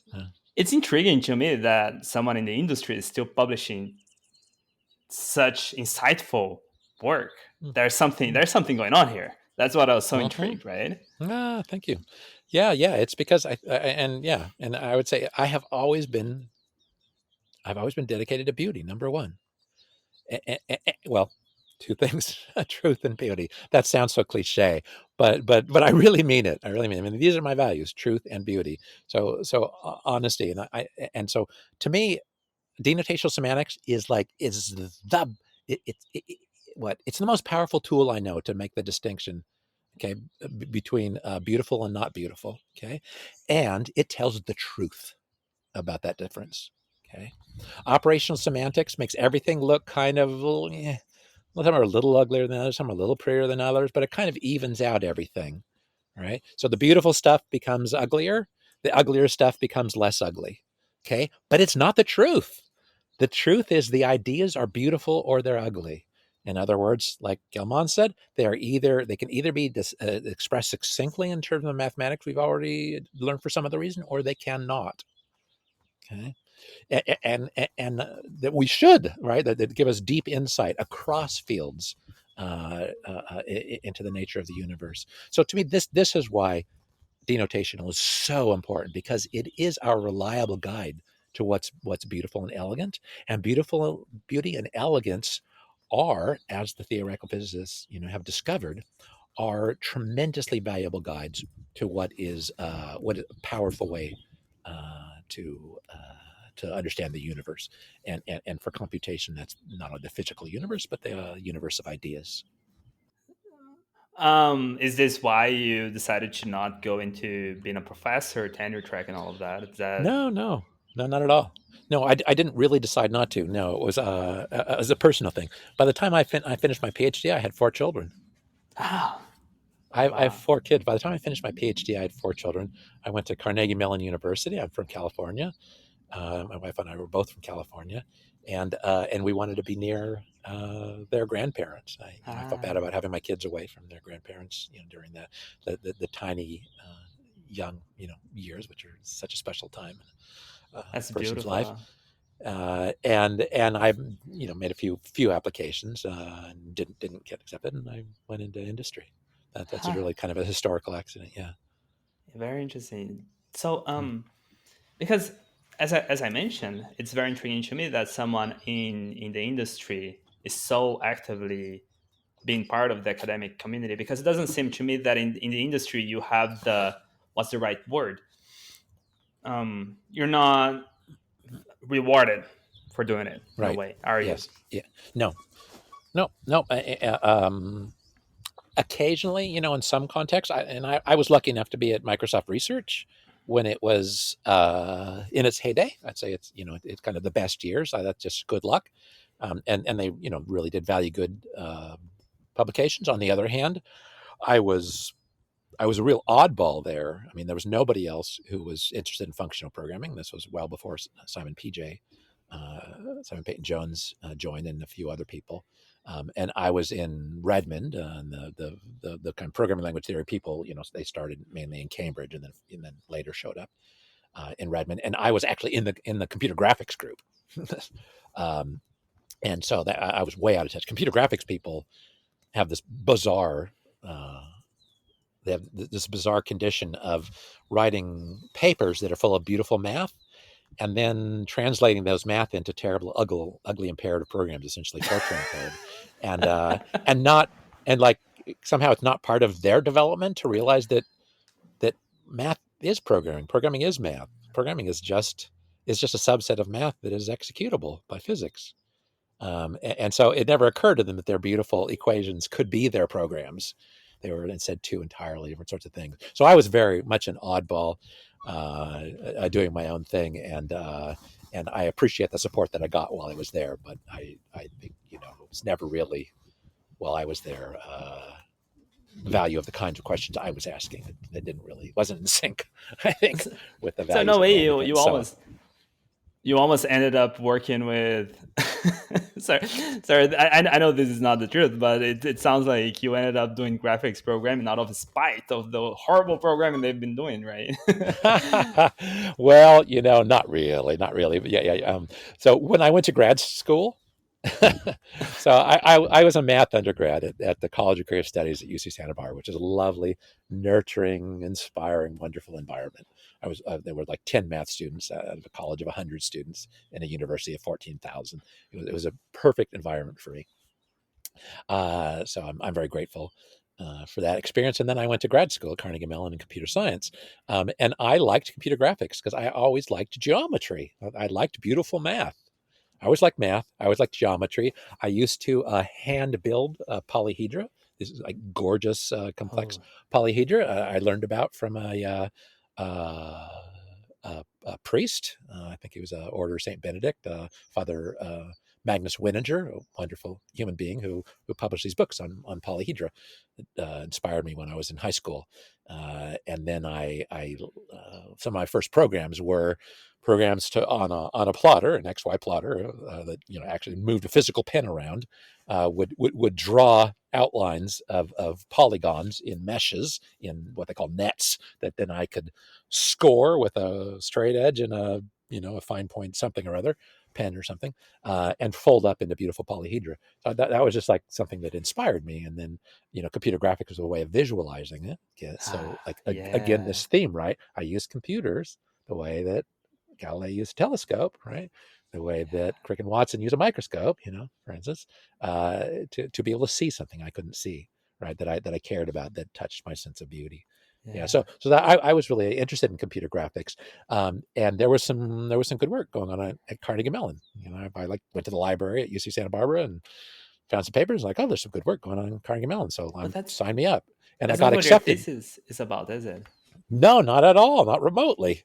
So when I got to Carnegie Mellon, I found out that the computer graphics people I went to study with left at the same time I showed up. Oh my God, no. Yeah, I don't know if they went west or what. I was traveling east. I'm not sure what direction they were traveling, but I didn't even meet them. We missed each other. That exchange happened over the summer. So I found myself at Carnegie Mellon, like a couple thousand miles away or whatever it was from, family and so on, in a place where there was no computer graphics going on, which is what I wanted to do in grad school. So I had to find oh my God, what do I do now? And I brought my wife and my very small child, firstborn, and there we were. So anyway, I had to look around, and eventually I just found there was a group in reasoning about programs, program transformation, program derivation, how to think systematically about moving step by step from something you might call a specification, something you might call more of an implementation in a semantics preserving, some people call it correctness preserving way. And I was really fortunate that was that perspective of I got immersed in, and that was my PhD work came out of that. And that experience, that immersion, sensitized me to the idea that programs don't come from nowhere. Okay, programs, there is a path from beauty and clarity to programs. Okay, so programs, we might want them to be efficient. We certainly want them to be computable, and then within computability, we want them to be efficient in space or time or something. Nowadays, if you care about efficiency, you care about parallelism, because no sequential computation can be fast for a variety of reasons.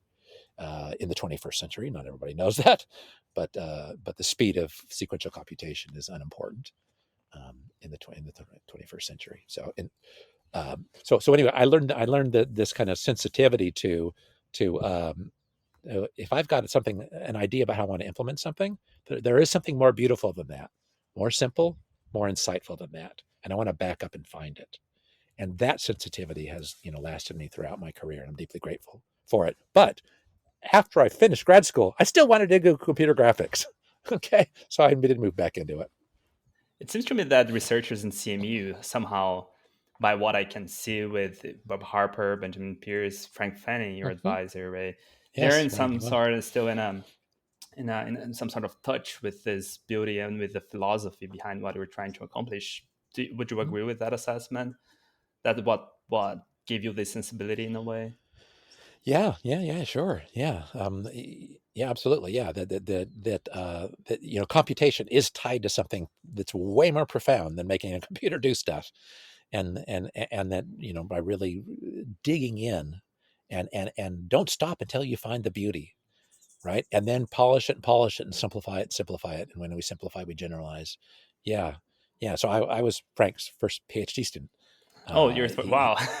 Yeah, so he graduated in the math department while I was a student, and then he joined our group. Bob Harper, I don't know if he was doing his PhD or a postdoc with Bob Constable.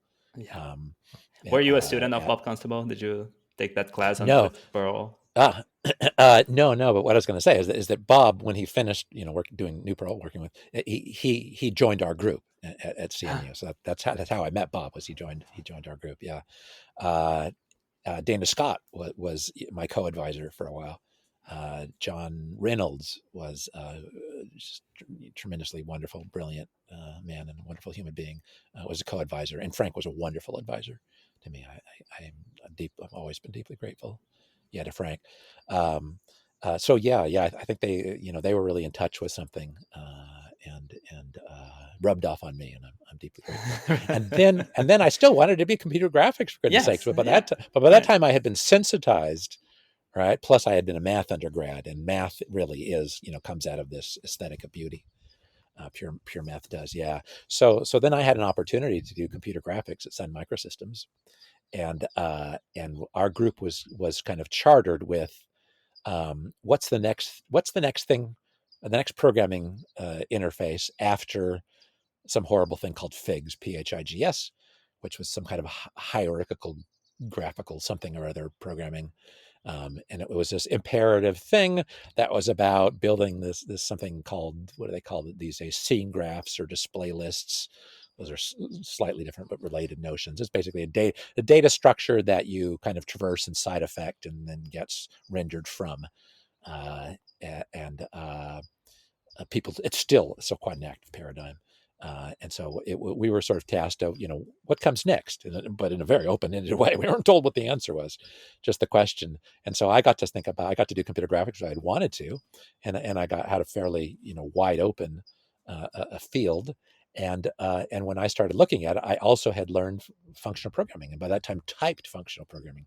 So I got to play with Lisp as an undergrad, but then I got into ML, which is richly polymorphically typed, as a grad student. And so I thought about graphics from a point of view of a nice type system in mind. But even more importantly, I had been exposed to denotational semantics. So I took a class in denotational semantics from Stephen Brooks, and of course Dana Scott was right there, co-inventor, and it was a revelation to me in grad school, denotational semantics, because it so matched how I thought. Meaning of a language should be independent of any particular machine, including programming language, but also independent of the idea of a machine. So not just a virtual machine, right? And so to really understand language, or understand what we're trying to say with language, we have to think about these meanings, and then anything worth doing is worth doing compositionally. So if we're going to think about meanings, we should think about them compositionally, and that's denotational semantics. So I had a few questions regarding your time at Sun Microsystems. So you said Sure. yeah, you were part of this group that whose task was to invent like the next generation of programming languages, or something of that sort. Was this part of the Fortress programming language, or was this uh, another group? Or See, on my end, your question broke up a little bit. To do What language? I'm Uh, afraid I missed just a word or the two, but they were crucial. Fortress programming language, or was it different? Fortress. Oh, no. I had nothing to do with Fortress. No, Okay. I think I had left Sun Hmm. before Guy Steele came and started Fortress. Okay. Yeah, Good. yeah. Fortress was a weird sort of thing, and I think Guy Steele realized it was a mistake. Let me be specific what I mean by that, and specifically, I think what Guy Steele did say, I think what I remember Guy Steele saying is what we did with Fortress is to start with Fortran and make it more like Haskell. What we should have done is start with Haskell. Hmm. Yeah, I had just this question because, like you said, yeah, the task of the group you were in was about creating the next paradigm or the next programming language in a sense, and I thought like it was Uh, some. yeah, no, it was specifically for graphics. It was specifically for Okay. interactive Yeah. 3D graphics. Yeah, that's what it was. Yeah, and so when I thought about it, I thought about from a functional and typed perspective and a denotational perspective, and so that shaped our project, and it really took a while for my boss to be okay with it because Yeah. he would keep saying and when we talk about like the pressures of a job and how they don't really reward very creative thinking, very original thinking. So every performance review I would have, one of his remarks is, "What Conal needs to learn to compromise better." Oh, and often feedback I got from him is like, try to try try to align your suggestions more with common practice. And so this is my boss, and eventually one day I just had this like epiphany, this moment of clarity when I realized there's no point in him saying these things to me because I'm never going to do them, and it's never been my intention. It never will be to compromise or make small incremental changes on common practice. Um, and so I told him one day, don't bother saying that to me anymore. Give me whatever reviews you want, but don't bother saying that because it's not going to do any good. Uh, yeah. So I thought I got to think about 3D graphics in a functional way, a compositional way, a way of what it means, not what it does. Okay, and that's the difference. That graphics systems are almost always implemented the way almost everything else is implemented, but especially graphics, it seems, is that they are a graphics program is a sequence of commands, maybe structured, sequence of commands. In other words, like you might have loops and subroutines, what they used to call them, right? So procedure definition, so on. But they're essentially just ways of organizing sequences of instructions that have side effects, right? But instead of like the system memory, they're going to be the video memory, right? And the pattern that we want in memory after we're done as an emergent effect is one that looks like something to you, like some geometry or something like that. Right? But that model is a terrible model if what you care about is clarity. Okay, because it's extremely hard to reason about in exactly the way John Back has said. Because imperative programs, that is, programs that are about sequences of effects, have no nice mathematical properties. Therefore, they cannot give you any powerful insights. So what I did instead is I said, okay, what are graphics programs for? Okay. In other words, what are the meanings they are trying to convey? Okay. I want to make a graphics program. It's because I want to help somebody look through a tool at something they are interested in. Okay. So I'm trying to invent a telescope for something. What is that something? And that's the important thing. And the secondary thing is, how can I make a device that helps you look through it? How can I use a computer? How can I make a device you can look through to see what you want to see? And then how can I make a language to describe what you want to see?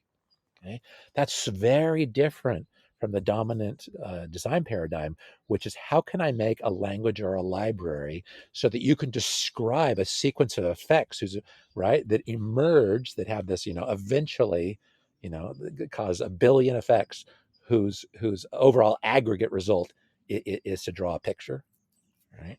Because it messes up these two things: the essence of what it is that the idea you're trying to describe and give somebody a opportunity to look at, and then how the machine works and what are the kind of physics, in a way, what are the effects. So I divided those two things, and instead of a language of rendering, or even of affecting a data structure that would get rendered, okay, I designed a language, really a library, a vocabulary, typed composable vocabulary of geometry and colors. I mean, it's like essentially what Euclid did, but in a more modern vocabulary, a more modern linguistic framework, right? So a collection of types and typed operations on three-dimensional things.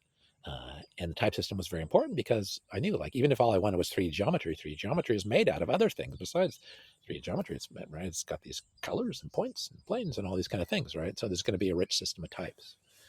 And then there was another question, essentially orthogonal, which is, but I want something that also lives in time, not just space. Right? So how do I think about things that live in time? Okay, and again, the dominant paradigm then is the same as it is now, is the same as it was in Bacchus's, right? When Bacchus published his paper, which is how you describe things that evolve in time, is this von Neumann paradigm, which is a sequence in time of effects. And then, unlike graphics, right? In graphics, you should do all your effects and then show the cumulative result, right, as a single image, right? So you may have that was something called double buffering, which in fact was the very first thing I worked on at Sun. It's a completely uninteresting, horrible thing, but just the mechanics of double buffering. The idea there is that all your effects on the frame buffer are going to be in this off-screen buffer, right? Because right, like you start by you erase the frame buffer. This we'll call it the screen, but it's not really the screen. It's really some memory. You erase it. You start side effecting into it. You do a bunch of effects, say roughly 1 million or 1 billion of them, and then when you have enough of them, you say, okay, now look. Okay, close your eyes while I do all this, and then now open your eyes and look. Okay, and why you do that is because nothing before you're finished is the truth. Or I shouldn't say that. It's because much of what you would look at before you're finished is just this thing that's on its way to an image. So, for instance, in 3D graphics, there's a kind of, well, they used to do back to front drawing. You draw the rearmost, the most distant objects first, then the ones that are nearmost first, right? So because when you're done, the ones that are further from your eye should be occluded, right? So if you looked before it was done, you would see things you couldn't see. They're not part of the true image. Okay, well, we don't do that anymore since we have Z buffers, since memory got cheap enough to actually have memory. We don't do something like that, but we still have, like, we still are side effecting it. You still see things that you don't have to order them from furthest to closest anymore, but they're still, the intermediate states are not part of the true image, so you shouldn't look at them. Okay, all imperative programming has this problem. All imperative programming, right, is you have a bunch of effects. And at some point, the accumulation of the effects is trying to express something true. Up to there, all you have is this partially done thing whose nature has very little to do with the correct answer and very much to do with, like, the order of operations, the arbitrary order of operations you happened to follow on the way to the right answer.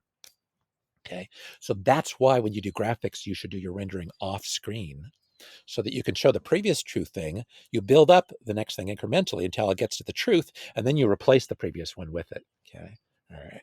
So that's kind of what people do. And then animation is you do that over and over, right? Or whether you call it animation or just live graphics or whatever, interactive graphics.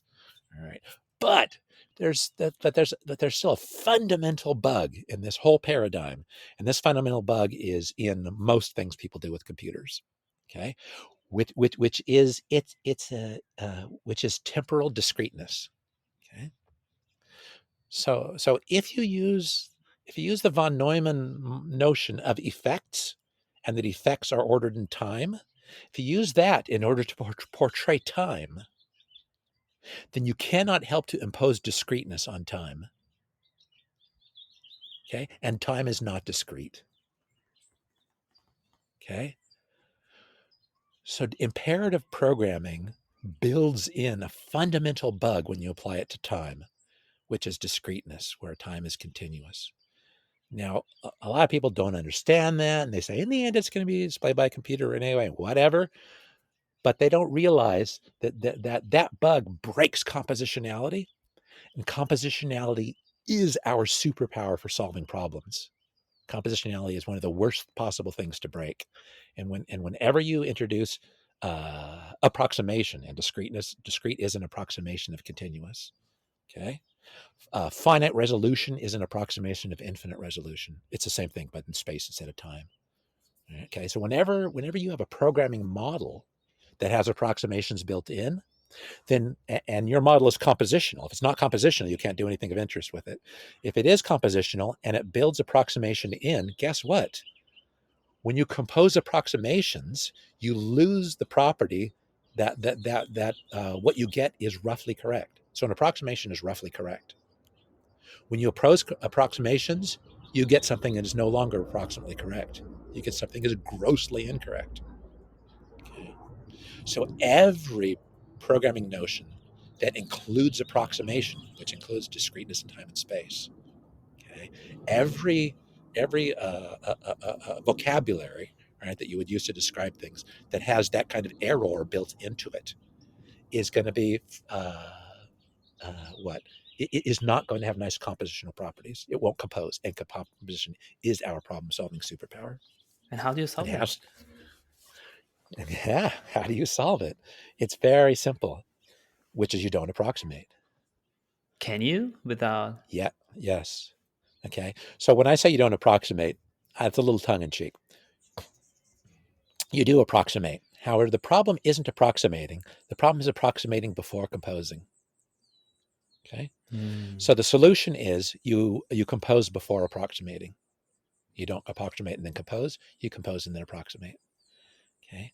And this insight is exactly what functional reactive programming, which came out of the work I did at Sun. So at Sun, I did most of that work, continuous time and space, for interactive graphics that were compositional, typed, and so on, right? What we call functional these days, but in a more genuine sense than people use the term today. And then I approximated after composition, not before. And I did that in time and in space. Okay. Now, that's something that it may sound weird, but we've already been through this in space. Okay. I think it's more deeply uncomfortable to programmers in time because they themselves are so deeply programmed by the von Neumann model, which is fundamentally defective. Okay. So, but in space, like in space, we used to use bitmap graphics. Let me talk about fonts. Okay. When we drew text, our fonts were pixelated. Okay. So a font is a collection of characters. A character is a bitmap. Okay. And our graphics APIs were bitmap APIs. Okay. So you have bitmaps, you scale, zoom, rotate, blah, blah, blah. Bitmaps, you compose them, right? You layer them and so on. All right. So that's an example of approximating and then composing. Okay. Because a bitmap is an approximation of a continuous thing. It's a discrete approximation of a continuous thing. It's also a finite approximation of an infinite thing. Okay, so bitmaps are doubly. Bitmaps is you take an infinite continuous thing, you throw away almost all information. You throw away almost everything in extent, right?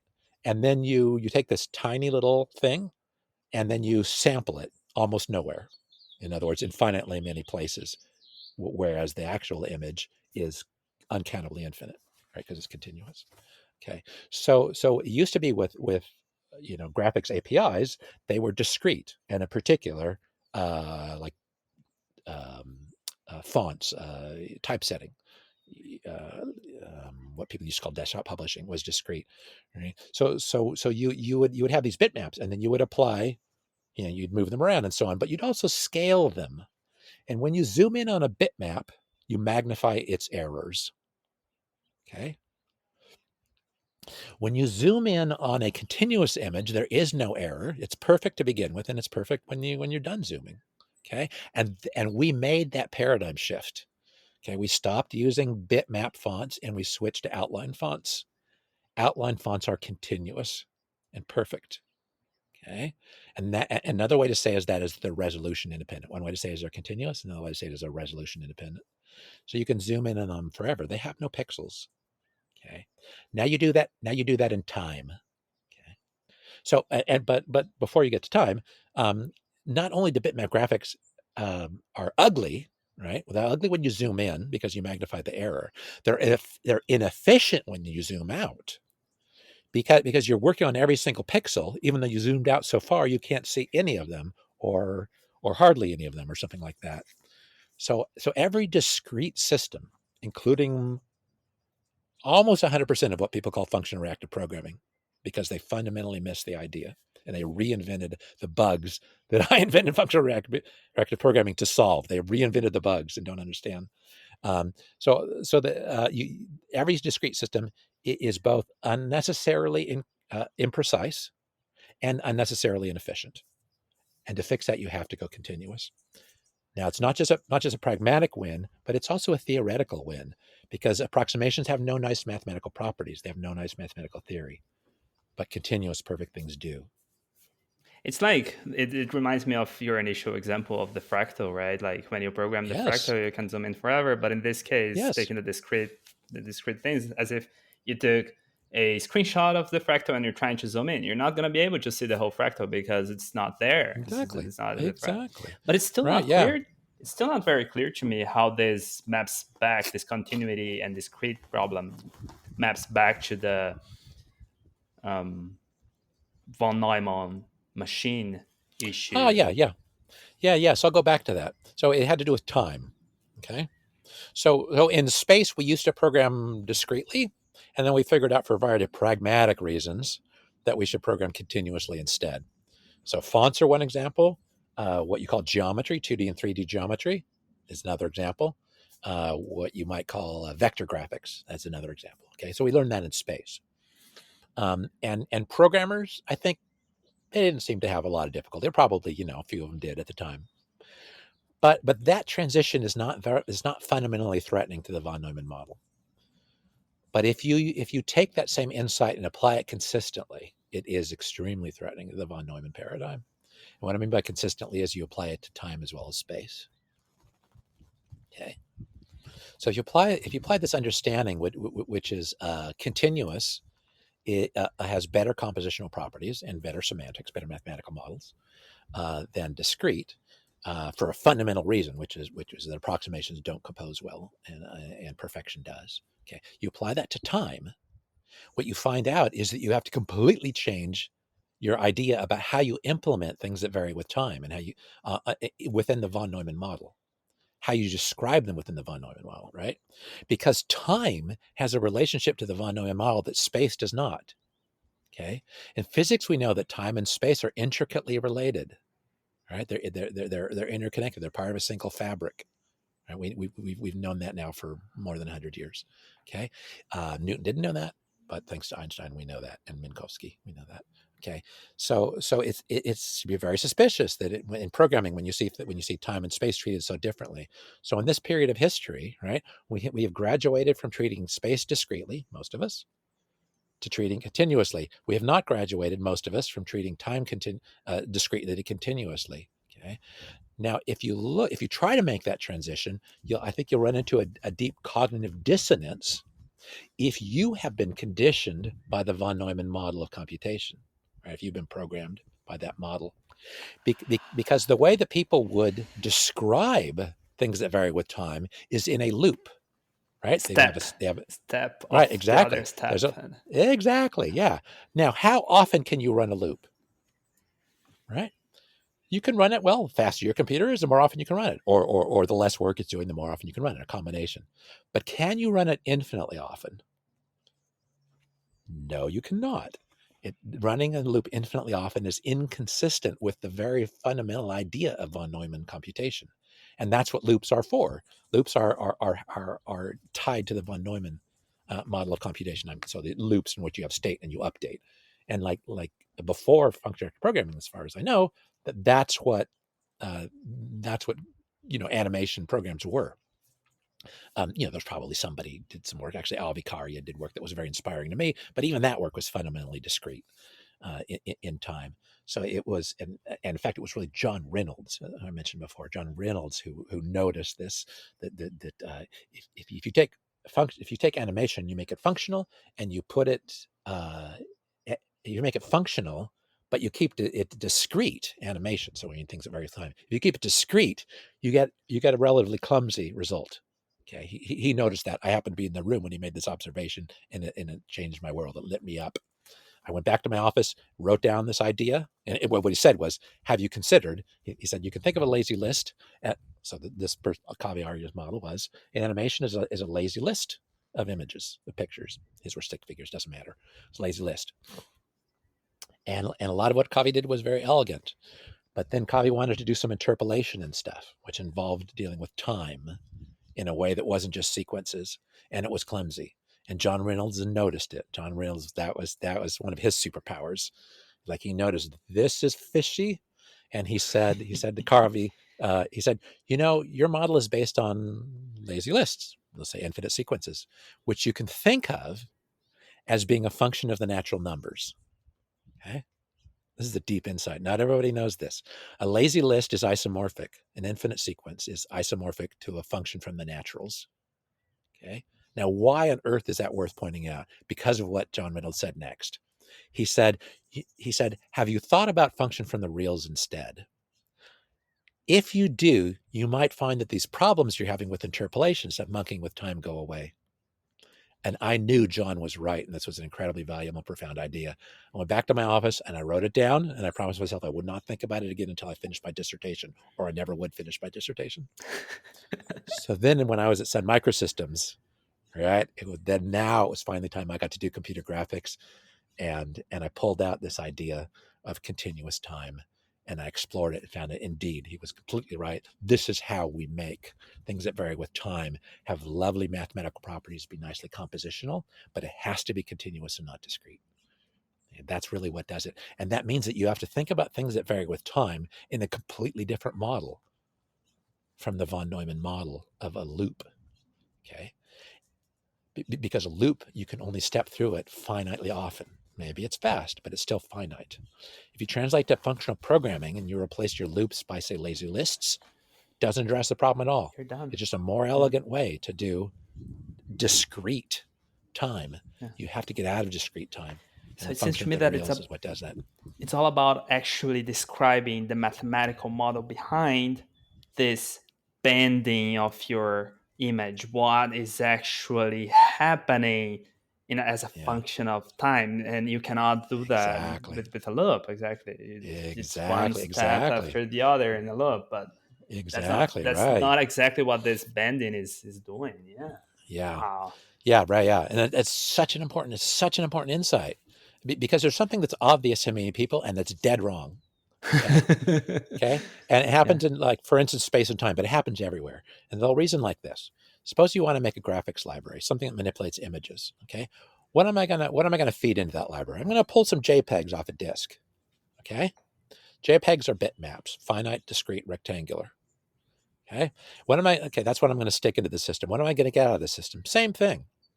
Can get out a bunch of finite, rectangular, discrete, right, bitmaps. Okay. Therefore, that's what this library should manipulate: finite, discrete, bitmaps. Okay. That's dead wrong. That reasoning is dead wrong. Okay. You can apply the same reasoning to time. So as I want to take in some, like, videos or something, right? Time or whatever, or behavior, right? And because of my computer technology, they're going to be discrete coming in. Because of my computer technology, they're going to be discrete going out. Therefore, this library, this compositional language, this vocabulary should have that nature too. Okay. That's a very common kind of reasoning, and it's dead wrong. Okay. It's wrong in two ways. The one way that it's wrong is that it's an unnecessary conclusion. In other words, it doesn't follow from the premises. The other is that it's disastrous. It's a disastrous conclusion to make. I was going to say choice, but people don't understand it's a choice because their reasoning, prevents them from seeing other choices. Yeah. So compositionality depends on perfection. If computer technology introduces imperfect things and produces them, okay, that's about computers. It has nothing to do. Right? That's a defect of your telescope or your microscope, right? That has nothing to do. So if I'm going to let the nature of my device affect what I see through it, that's a malfunction. This is like Alan Watts talked about. He said, if you see your eyes you have cataracts.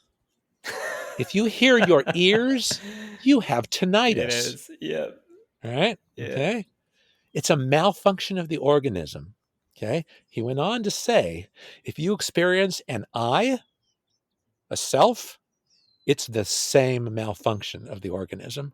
Okay. Oof. So Ooh. this is his mystical conclusion. Okay? I personally like this very much. Yeah. That it's a defect, right? So so in other words,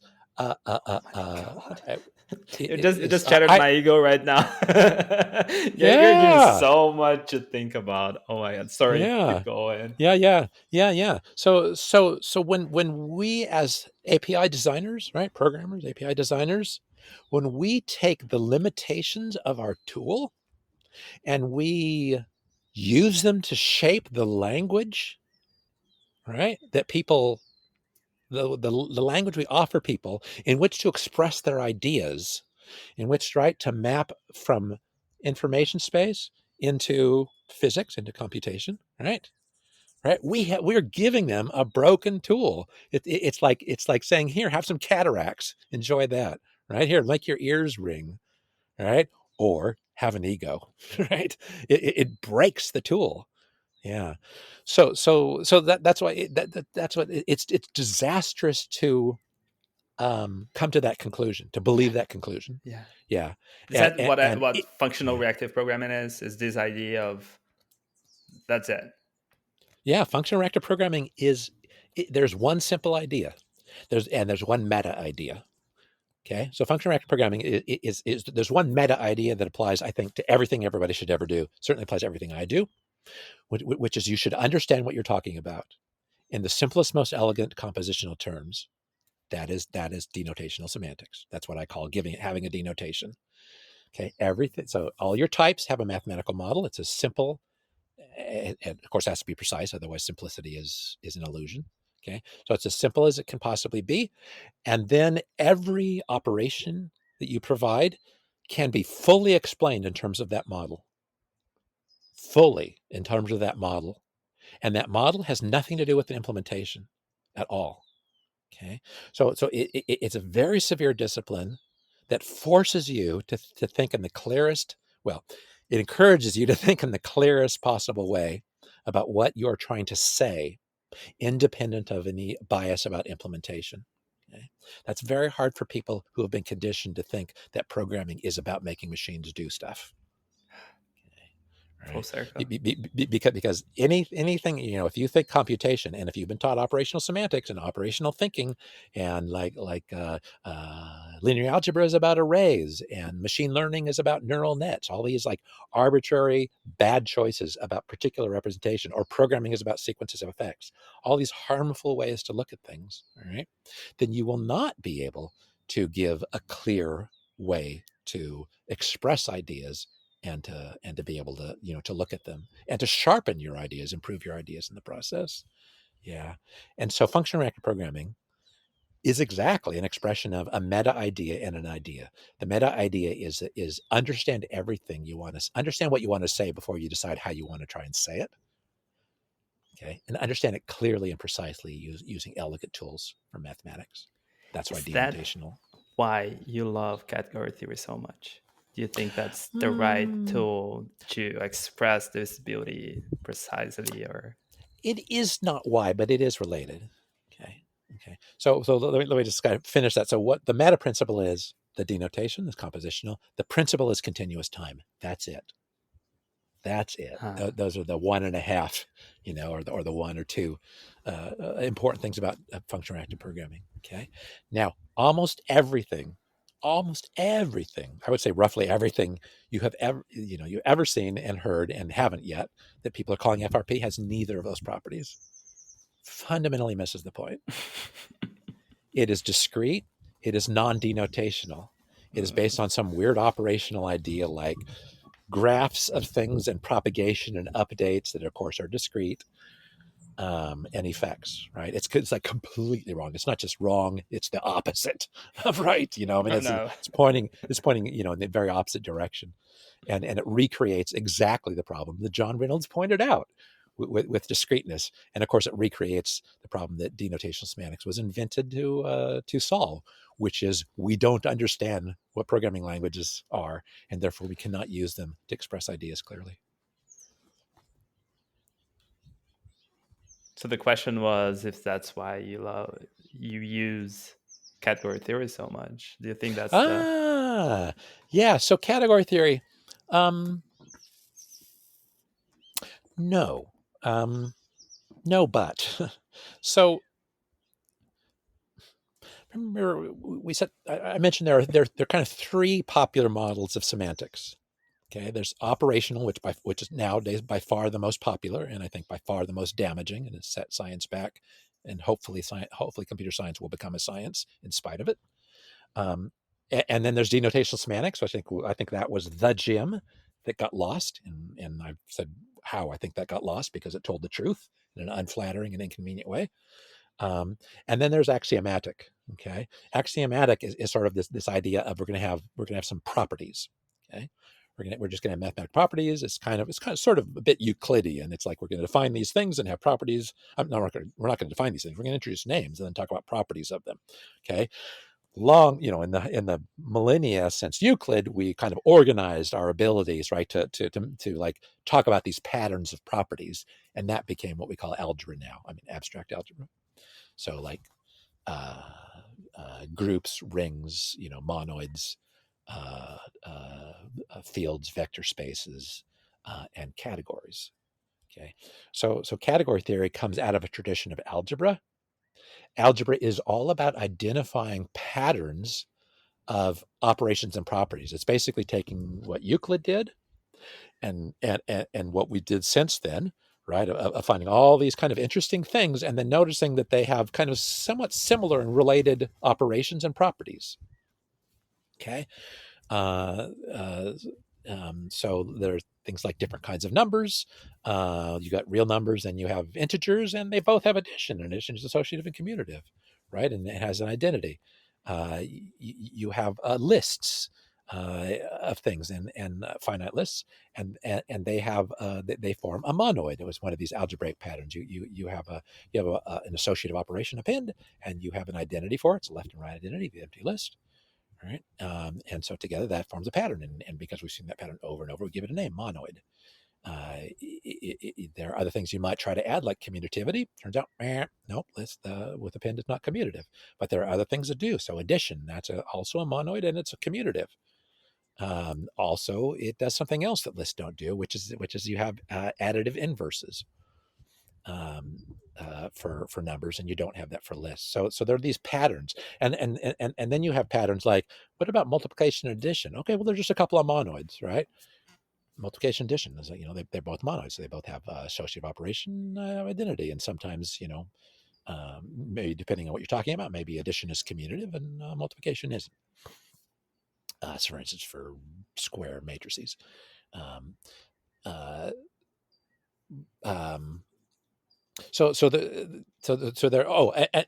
But then there's a relationship between addition and multiplication. Okay, so addition and multiplication isn't just a pair of monoids. It's a pair of monoids that have a beautiful interaction between them, which is distributivity, which is that multiplication distributes over addition. Okay, and if you think of zero as being kind of nulary addition, then multiplication distributes over it as well. We call that annihilation. Sometimes 0 times x equals 0. And a plus b times x is a times x plus b times x. Okay, these are these algebraic patterns, and they're very powerful for organizing reasoning. Okay, so just like as programmers, we want to write reusable programs. Okay, so that's why it's really important that we have parameterization. Right, so we can make these things that have flexibility that can be used in more than one way. You give them parameters, and if you fill in the parameters this way, it does this for you. Fill in that way, you do that for you. And maybe you can combine those two different uses, and so on. Right, so that's modularity. It gives us reuse. It's a tremendous magnifier, amplifier of our effort. Okay, algebra is the same thing, but about reasoning. So if we want to reason about things, we're going to use properties. But similar as with programming, the mathematicians discovered before us that there's a great amount of reusability that we can do in our reasoning. And algebra is one of the most potent tools in doing that. It allows us to do reasoning that is parameterized by, so it's not specific to one mathematical kind of a thing like numbers, but it doesn't apply to all mathematical things either. It's in between. You do some reasoning that applies to all things that have addition and multiplication, where maybe multiplication is commutative for this thing, but it doesn't have to be for that thing. And you can make proofs, and then you can reuse them in a lot of different situations. Okay, so that's what algebra is for. Category theory is an example of algebra. It's more than an example of algebra. Category theory itself ties together all kinds of different areas of algebra. So just like ring theory generalizes a bunch of different things, category theory generalizes ring theory and group theory and linear algebra and all kinds of stuff like that. So it's another algebra, and it's also something bigger than that. Now, why do we care about a category theory in particular in programming? Well, we do and we don't. We care about algebra in programming because of its reusability, especially if we care about correctness. Okay, and correctness, I think, is like the most important thing about programming. Understanding what it is I'm trying to say and knowing whether I'm right. And that's what almost no programming languages support, but dependently typed programming languages do. That's why dependently typed programming languages are a completely different kind of beast. And that, I believe, is what will take us to the next level of will make programming into a science. But so why category theory for programming in particular? In a way, it's like, no, it's just another thing. Monoids theory is useful, group theory is useful, and so on. But category theory is useful for kind of a special reason, which is it is the right algebraic structure for function-like things. And programs are function-like things. Okay? Now, there's a funny thing you may not have realized, and this gets to like why I got so interested in it. Say you want to do programming. You're going to pick a language. You can pick a von Neumann language or a functional language, or what Let's pick Python. Denotated. Huh? Let's pick Python. Great choice. All right. So there are you could ask questions about what does my Python program mean? Okay. Now, most Python programmers ask that only in the vaguest, semi-conscious way. All right. If they asked it in a very conscious way, I think they'd soon stop using Python. But they have to at some level. Every programmer has to care at some level about what their program means, because it's the only thing that guides them to choose to write one thing versus another, right? Is some at least vague sense of what their program means, right? They have some vague sense of this program is right and that program is wrong, or this is the next thing I should write and that thing isn't, or something like that, right? So they at least have some vague notion. Okay. But if you want a clearer notion of what programming means, you have a couple of choices at least. One is work really hard to understand what your Python program means. Okay. If you do that, it will be a tremendous amount of work. And the answer is so complex that you will choose to quit your profession. I'm no longer going to program. Now that I've seen what I've seen, I cannot go back. Okay. That's one choice. Another choice is what? I'm going to stop caring, I suppose. I'm going to pay the bills, but I'm going to lose heart. That's a terrible, tragic thing. Another thing you might do is just, somehow divorce what you've seen from what you do and somehow, enjoy both of them. Another thing you might do is say, is there a better way? Right? And now that I've seen how complex the meaning of Python program is, and I recognize my own limited cognitive abilities, okay, the combination of those two things means inevitably people who write programs in Python cannot understand their own work. Okay. Why? Because what means a Python program is extremely complex and their brains are limited in what they can do cognitively. Okay. You can solve the problem of I don't understand my program by switching languages to a language that has simple semantics, purely functional. There's a better word, purely denotative languages, okay, have that property. That's why they matter. And that's what Backus was trying to tell us. Okay, so if you really want to understand your programming, switch to a language that is simple enough that our low level of intelligence or our specific kind of intelligence can cope with it. Denotative languages have that property. Okay. But now we can go further. Now we can have a very a pragmatically simple. Pragmatically simple means it's simple enough for humans to understand it. Okay, that's what we mean by pragmatically. Given our limitations, it's simple enough. Without those limitations, it wouldn't be so important. Okay, so now that I'm working in a paradigm that is simple enough for me to fully understand it in a practical way and use it, and that's true of denotative programming. I routinely design programs from specifications and prove their correctness. I do that routinely, and I have for decades. That cannot be done in any practical sense with imperative programming. Okay, but I got interested in another question, which is, what other meanings can my programs have besides this one? Okay, so working in a denotative, loosely functional, but it's not what most people mean by functional anymore. Working in a denotative language, I'm able to answer that question. This is what my program means. But then another question comes up. What else could it mean besides that one? Are there other meanings? Well, of course, you could just make up other meanings, but they might not have nice properties. Okay. So what is the minimum thing you need for a purely functional, nicely typed program to have a well-behaved meaning? Okay, and the answer is the meaning could be any Cartesian closed category. Okay, so the meanings we usually give to functional programs is computable functions.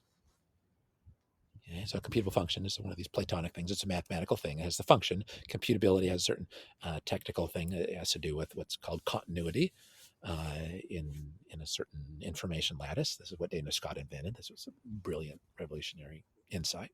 Okay, so that's one interpretation. But one day due to circumstances, I found myself wondering. I found myself wondering how to compile Haskell programs into hardware. Okay, I was working at a hardware company. I was hired. That had a very innovative hardware design that was architecture called spacetime that was genuinely based on Minkowski's notion of spacetime, on which general relativity it was described. It was necessary for Einstein to describe general relativity. Minkowski was one of his professors. So I had the job. It was my job to figure out how you compile Haskell into this spacetime architecture. It was a temporally dynamically reconfigurable hardware that reprogrammed itself 2 billion times a second. Okay, radical, revolutionary hardware design. I was hired to figure out how to program it in a non-von Neumann way, specifically in purely functional hardware. When I say pure, I mean denotational. I mean like what functional programming used to be, beautiful math. Okay, so in order to solve that problem, I talked to people, and I finally had an epiphany, and I realized that hardware, hardware design, hardware can be expressed, computational hardware can be expressed in the language of categories. Okay, how I got there was, I was trying to understand timing analysis in hardware. I'm a software guy. I don't know hard timing analysis. That's just not something that comes up. It's nothing we're freed from, but it actually is super interesting.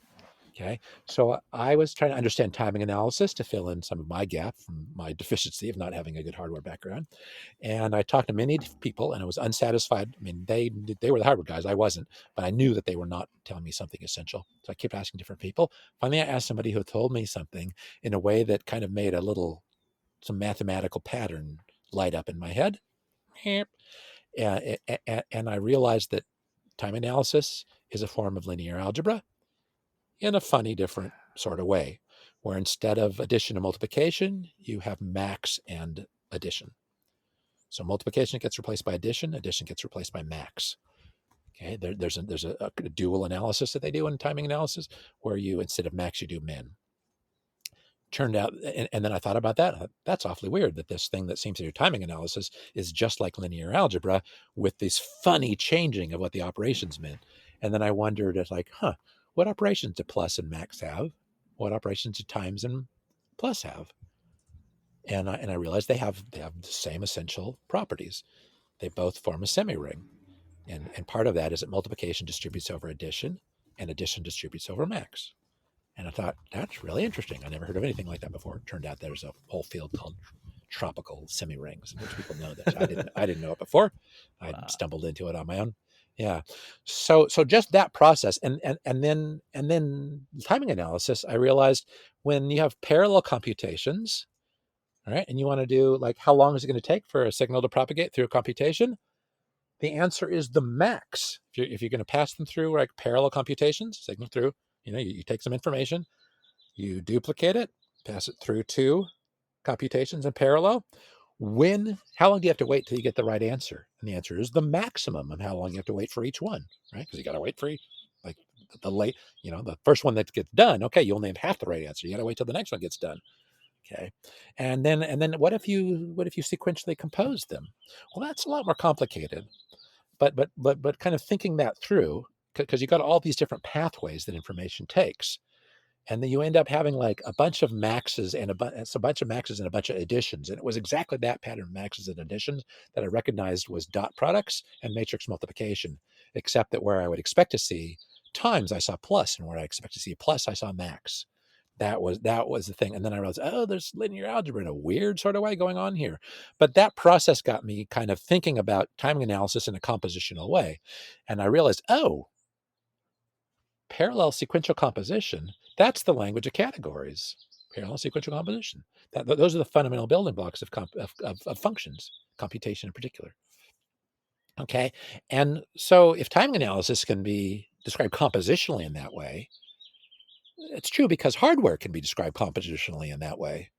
Okay, so if I describe hardware in that language, which happens to be the language of categories, which I knew almost nothing about, and timing analysis then follows that compositional structure in a beautiful way. Something about that thought process got me just kind of tick, tick, tick thinking. And I remembered something I heard in grad school. I was in grad school in the early 80s. And in 1980, Joachim Lambeck discovered that the simply typed lambda calculus, well, it has more than one model. Okay, so computable functions, simple computable functions is one model, but there are others. Okay, what are they? Lambeck completely answered that question. He said the models for the type lambda calculus, meaning the mathematical values that you could imagine that language is describing, okay, and the operations of the lambda calculus interpreted on those things, okay, agreeing with the laws that Alonzo Church set out, alpha, beta, eta, right, the laws of the lambda calculus. Okay, so what interpretations can you give these things that we're used to just saying they mean functions, right? And composition means composition of functions and so on. But what other meanings could you give them, right? That would have all these nice math properties. And Lambeck, he answered that problem exactly. And the answer is all of the Cartesian closed categories and nothing else. So in other words, everything. So it would be like saying the answer is all monoids and nothing else, or the answer is all rings and nothing else. So if you want to, like, how do I interpret this arithmetic expression, right? In a certain way that has these properties. And the answer sometimes is all of the rings, all of the semi-rings, all of the vector spaces, all of the monoids, something like that. So the answer is exactly that. And that is the answer that's for the simply typed lambda calculus. So if you pick any mathematical model that has these algebraic properties, this algebraic structure, vocabulary, and has those properties, then indeed it's a model of the lambda calculus and it satisfies exactly the properties. Okay? And if you pick anything else, it doesn't. Okay? So I learned that in grad school, and that just kind of like sat in my brain, and I just had no idea that there was anything practical at all about that piece of information in my brain until that one day working for this hardware company and then having this insight about timing analysis, it somehow, reached through my neural pathways and found this other piece of information I hadn't thought about for years. And it said, oh, that's funny.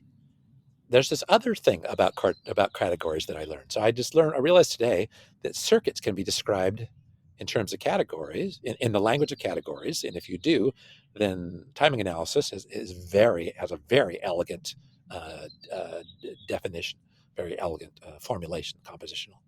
And then it somehow found its way to this other thing I'd forgotten in my head, that was that the Cartesian closed categories are exactly the models of the type lambda calculus. In other words, they're exactly the reasonable meanings that you can assign to functional programs. Okay. And my job was, how do I compile Haskell to hardware? and I did not know how to solve that problem until that moment when I made that connection, was that I knew that Haskell translates to a very simple type lambda calculus. Okay, it's not the simply typed lambda calculus. That's a little trickier part of the story, but it translates to a small core lambda calculus. And I knew that lambda calculus can be interpreted in any Cartesian closed category. And I realized that hardware was at least a Cartesian category, and if I was lucky, a closed one. Therefore, the answer to my puzzle that I had no idea until that moment how to solve is I take Haskell, pass it into core, translate core from lambda calculus into the language of categories, and interpret it not in the usual category I've always unconsciously picked, computable functions, but in this other one of hardware. And that insight was exactly right. And I went on to compile Haskell into our radically non-von Neumann hardware exactly in that way. And it was a success. And these Haskell programs actually ran as hardware. Beautiful program, not kludgy programs. Beautiful programs that connect us with this deep insight and sharpen our understanding and prompt us to ask better questions than we would have imagined before. That kind of beautiful functional programs. And that was when I got it, how important category theory is. And I also, of course, I had to realize that the answer I got was much bigger than the question I was asking, which is how to compile Haskell to hardware. Because what I discovered was that this path of translate Haskell into a category and interpret it, translate Haskell into the language of categories and interpret in an unusual category, unusual for computation. There's a lot of Cartesian closed category. I'd only picked one. This must be just scratching the surface of a very, very powerful idea. And that's the idea I call compiling to categories. Wow. And anybody could have done this since 1980. But it took you to realize how to connect the dots, or those random neuron pathways that just formed in your head at that time. Yeah, exactly. Yeah. So I was lucky enough to be, kind of thinking about things and of like looking for beauty and not being satisfied when I didn't have it. Okay. So if ever I have an unbeautiful answer, I know that I know there's something better. Right. Better. So like stubbornly, yeah. So that's why I was unsatisfied with every other answer I got from a hardware person about what timing analysis was. Of course they knew and I didn't. So it was kind of like absurdly arrogant of me to essentially not believe them. Right. But entirely justified, because experts don't understand the essence. They understand their coping mechanisms. It really is a very unusual expert who understands the essence of a question and can distinguish it from their coping mechanisms from being taught a really inelegant way to even frame a question. Yeah. What would you have done if you could not find this path, though? Because you could just have got stuck, right? Yeah, I do not know. Well, I guess the answer is I would have failed. I mean, because I was not going to come up with an ugly answer. That's of course what a good employee, that's what the stockholders would have wanted. That's what capitalism would have wanted from me. But you already made very clear that you're not backing down your elegance and the beauty. Not doing that. Yeah, exactly. You would probably have been fired then. Maybe I would have been fired. Yeah, sure. Maybe, who knows? Yeah. So yeah, and there are plenty of people in the world who have mediocrity covered, right? Yeah. Right. So there are plenty of people in the world who will do short-term expedient things that get them good performance reviews and increase the stock price and all that bullshit that has no lasting value. That's not you. No lasting value, right? So, Angelo, you were. I noticed that you wanted to ask something, maybe. Oh yeah, please. You're good. Oh yeah. So I'm curious about how you got introduced to computation in general. You said you did your undergrad in mathematics, but I'm not sure whether where it all started. Oh yeah, heck yeah! I was in high school. So I was in high school. Let's see. So I was born in 1961. I turned 61 this year. And so I was in high school from I started in 1974. I also skipped a grade in there. I was a little young. So I started high school in 1974.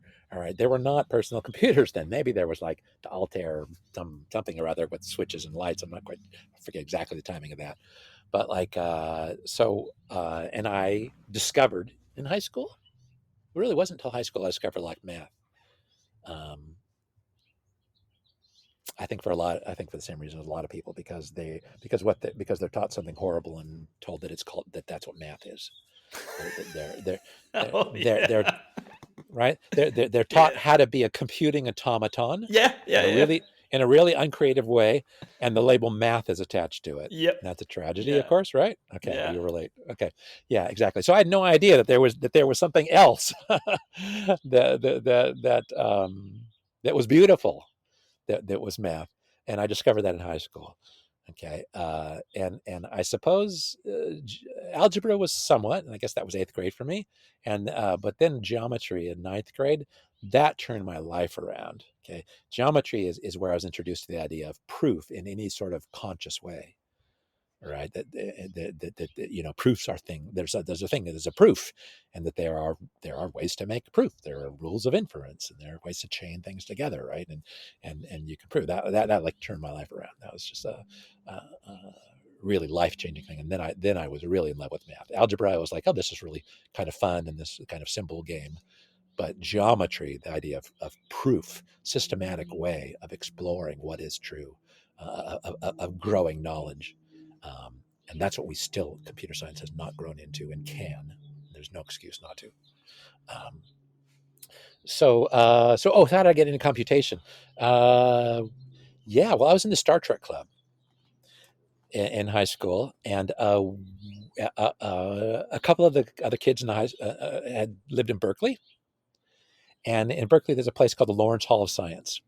It's attached to UC Berkeley, Lawrence Hall of Science. And at Lawrence Hall of Science, what these kids knew that none of us Hicks knew is that there were computers in this building, and that people in the public could go on maybe Saturdays. Maybe it was just Saturdays. You could go to Lawrence Hall of Science, and I lived in Lodi, which is in the Central Valley in California. So Lawrence Hall of Science was like 2.5 hour drive. But you could go on a Saturday, and you could pay, I don't know what it was, 50 cents an hour or something, and go down to the basement and use these terminals, these chug, 100 baud, 300 baud, pretty damn slow and very noisy teletypes with like essentially infinite rolls of yellow funny paper in them. And chug, and no display, right? And there were games implemented in BASIC that ran on these things, and you type, and you play Hunt the Wumpus and Eliza, which is a Rogerian psychotherapist, and some kind of Star Trek something or other. Well, we were in the Star Trek club after all, and a few others I forget. And so we got to go and sit and play these games, and then take home the printout, right? Instead of a display, like it's printing onto this big roll of paper, and then you tear it off, rip, roll it up, put rubber band around it, and take it home. It's just like this great souvenir of this phenomenal experience. And so we went there a few times as field trips to Lawrence Hall of Science, and I really got hooked. And at the time, it was almost impossible, at least in a small agricultural town like mine, to find any information about programming at all. It was just about impossible. There were no like universities or anything like that. And so but I was determined to learn like how on earth this works and how I could do it, how I could make computation happen. And so we learned that there was a certain way to interrupt these games. And while they were interrupted, there was a certain command that you could do that would print out the source code. Oh, nice. Right? Yeah. And so now when we took home these tubes of paper, they didn't just contain like us talking to Eliza and playing Star Trek and hunting the Wumpus. They contained source code to the programs that we had played. What language was it? And it was BASIC. Okay. It was all BASIC. And so that was my first programming language. And it was and yet I didn't have any books on BASIC. And I couldn't find any. I had no access to any. And so what we did is we took them back, and then me and my high school buddies, we would at lunch and after school, we would sit around and look at these printouts, these yellow rolls of paper, right? And we'd look at the source code, and we would circle things and make little notes, guesses about what they meant. Mm-hmm. And so basically for us, it was kind of an empirical science. We had some observation, we had played the game, Right. and we read this completely unknown language, and which BASIC is like line numbers and go-tos and assignments. Right? It is gross. Oh yeah. And that was what we had to figure out what that meant. And it was the best puzzle ever. It was like, it was archaeology. You dug up some hieroglyphics, right?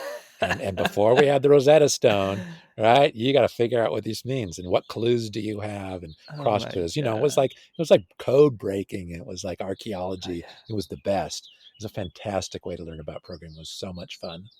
Could you learn BASIC in the end of the day like that? Absolutely, and we got good at it. That is probably something that kids, even my generation, we will never even think about doing. Just really, we got YouTube. Yeah, it was by necessity. Yeah, all over the place, and absolutely. Yeah, and of course, if you grew up with the web, you not only because of the time we have all this information, but we also have access to all information in the world and stuff. Yeah. But I'm living in this small town that grew grapes and had farmers. So then you bicycle around. I assume then you were ready. By the time you went at your high school, you were decided to go to a university and study. No, you didn't study computer science. Was there computer science courses then? Because you went for math, right? Yes and no. There was no computer science department. So I started college in 1978. I was 17 years old, I guess. And there were no computer science department. And this was the case in most universities in the U.S., I think, at the time. And like many other universities, there were classes that you might call computer science, and they were offered in one or two places: the math department, or in some department of the College of Engineering. Mm-hmm. Okay. So you could take your pick. So I took some kind of class in some kind of programming, something or other, and it emphasized logic, and that was in the math department. Right? And then there were some classes in engineering that emphasized other things. So by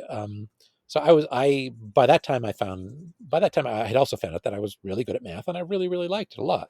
I won math contests, and it was a complete surprise to me because I wasn't good at what I was told was math. So when I started winning math contests, I knew I liked it better, but I had no idea I was good at it because I actually was not good at what my elementary school teacher said was math. Yeah. In fact, one of them, I for some reason signed up for some summer class in algebra because I was curious, and she said to me something like, "Well, I think you better work harder on your arithmetic before you think you could do something like that." Some terrible, discouraging thing that a teacher might say, right? But like, who wants to be an automaton, and learn arithmetic, skillfully? Yeah. So anyway, I was good at math and I liked it. Won some contests and whatever, and I wanted to do more math. So, and then there happened to be some classes you might now call computer science. At the time they might call them logic or computer something or other, like that, in the math department, and a few in engineering. Later, as in many universities, while I was an undergrad, later the field was maturing. And then there was a question there was the university, we should have a computer science department. A few other universities, let's do it too. Mm-hmm. Then there was a question, who gets it, the math department or College of Engineering? And so those two colleges fought it out. And as with most American universities, engineering won and math lost. Yeah. And I believe that if it had gone the other way, computer science would be completely different. And it would be an actual science, and it would be beautiful and powerful. But because it was in engineering, which is more like a practical discipline, aimed at solving immediate problems in not terribly creative ways, and empirical, right? Because it's engineering, it's not theoretical physics. But if it had come out of mathematics, and computing did come out of mathematics, but the fact that it was taught in engineering colleges meant that it was taught in a particular way, and that shaped what people think computing is about. But it didn't shape what I think computing is about. Yeah. Did you learn how to program in university? So in high school, I learned figured out how to program in BASIC, and then eventually we got access to books. My buddy Jim, I think maybe his parents gave him a book on probably BASIC, and then some others, and that like, you mean actual answers? We don't have to guess. That was like that was a game changer too. And it corrected some of our wrong theories and so on. Yeah, so that really upped our game. Some actual information.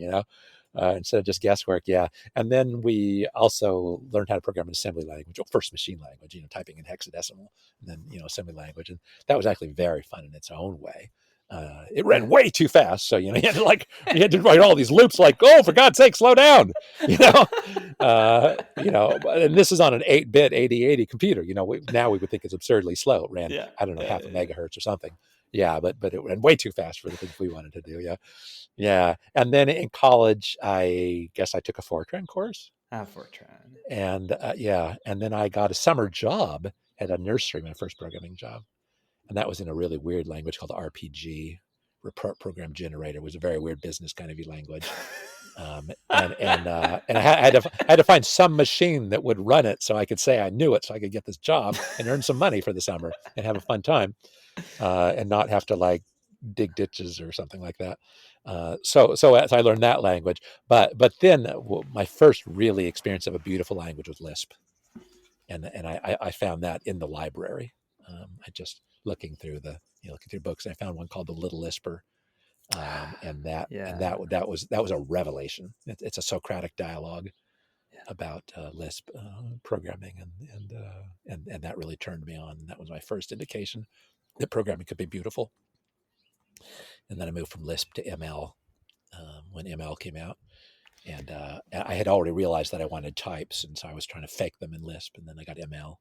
So that's and then when I found Haskell, I knew that Haskell really focused on the good parts of ML, improved the type system, eliminated the really bad stuff, which is imperative programming, and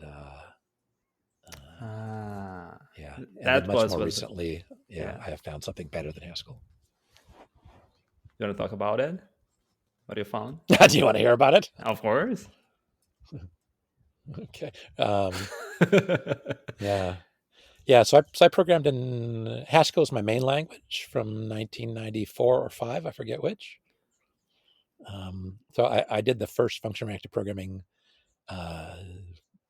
design and prototype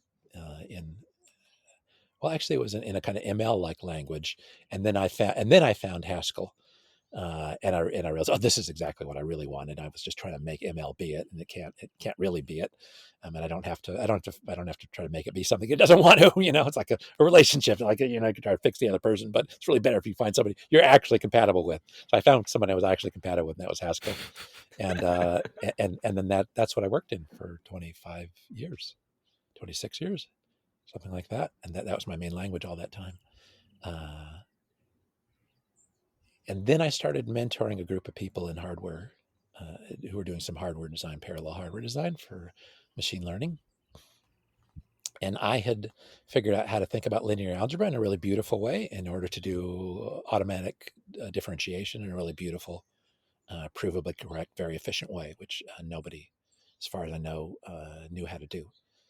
So a lot of people were doing like machine learning on top of some horrible thing called backpropagation, which is like described in the terrible way in the worst terms in terms of arrays and graphs and side effects, and really complicated. And I knew in my heart after this insight about Cartesian closed categories in hardware, I mentioned I knew that this idea had to be good for a lot of other things. And one day when I was talking about automatic differentiation, I was just filling in a meetup, and I was talking about how I had understood it in a fairly pretty way, described in a paper called Beautiful Differentiation.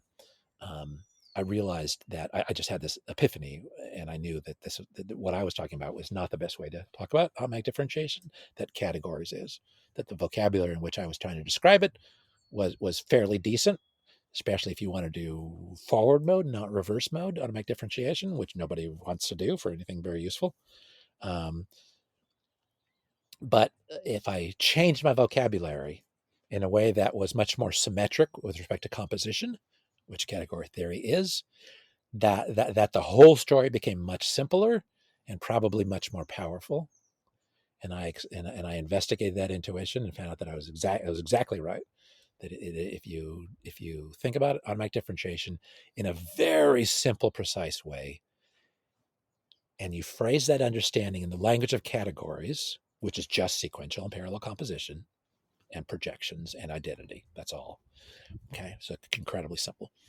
Then you can describe automatic differentiation in an incredibly simple way, and prove it correct in an incredibly simple way. And it's not just one automatic differentiation algorithm; it's every one of them. It's forward mode, reverse mode, all mixed modes. And not only that, but it's much, much more general than even automatic differentiation, because the role of derivatives actually generalizes the things that are derivatives generalizes to arbitrary Cartesian categories itself.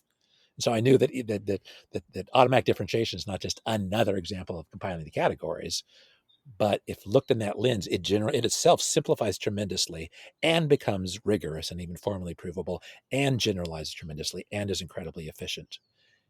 And not just efficient, but efficient for the age of parallelism, in other words, for the present. Whereas backpropagation, being so mutation intense, is intrinsically inappropriate for the age of parallelism, in other words, for now. For the realities of modern computers. And when I say modern computers, I don't just mean the last few years. I mean the last several decades. I mean since the 60s even. Yeah. So I had to figure out a better way to think about linear algebra. Well, actually, I didn't. When I was an undergrad, as a math undergrad, I learned a better way to think about linear algebra and calculus. Okay. And then much later, it became possible for me to use that learning in a precise way in programming. Okay, that I was able to do that in Haskell only when Haskell grew to a certain point. Okay, and then and that's what allowed me to express automatic differentiation to linear algebra in a beautiful way in Haskell, powerful, beautiful way, which is not matrices. Okay, you may have been taught that linear algebra was about matrices. It is not. That's an unnecessary and harmful way to think about linear algebra. Okay, and the key to doing beautiful, efficient automatic differentiation is to not choose that. And if you think linear algebra is about matrices, you don't have a chance not to choose it. Okay, if you think machine learning is about neural nets or about any kind of nets, you don't have a chance to do it well. Okay, so anyway, so a group of folks I knew were working for this hardware startup, and they wanted to do a nice, efficient hardware design for doing some efficient linear algebra. Okay, so I said, well, actually, I figured out a really lovely way to think about linear algebra, and I'd be happy to mentor you in solving your problem in a beautiful, compositional, provably correct, extremely efficient way. And so I started mentoring them and giving them like assignments and stuff, and we were doing it in Haskell. And I realized something in the process, which is it wasn't working for them. Using Haskell was not leading them where I wanted them to go. Okay, so it wasn't just and the reason is that Haskell wasn't how I was solving my problems. Denotational design was how I was solving my problems. Okay, and we haven't talked about what denotational design is.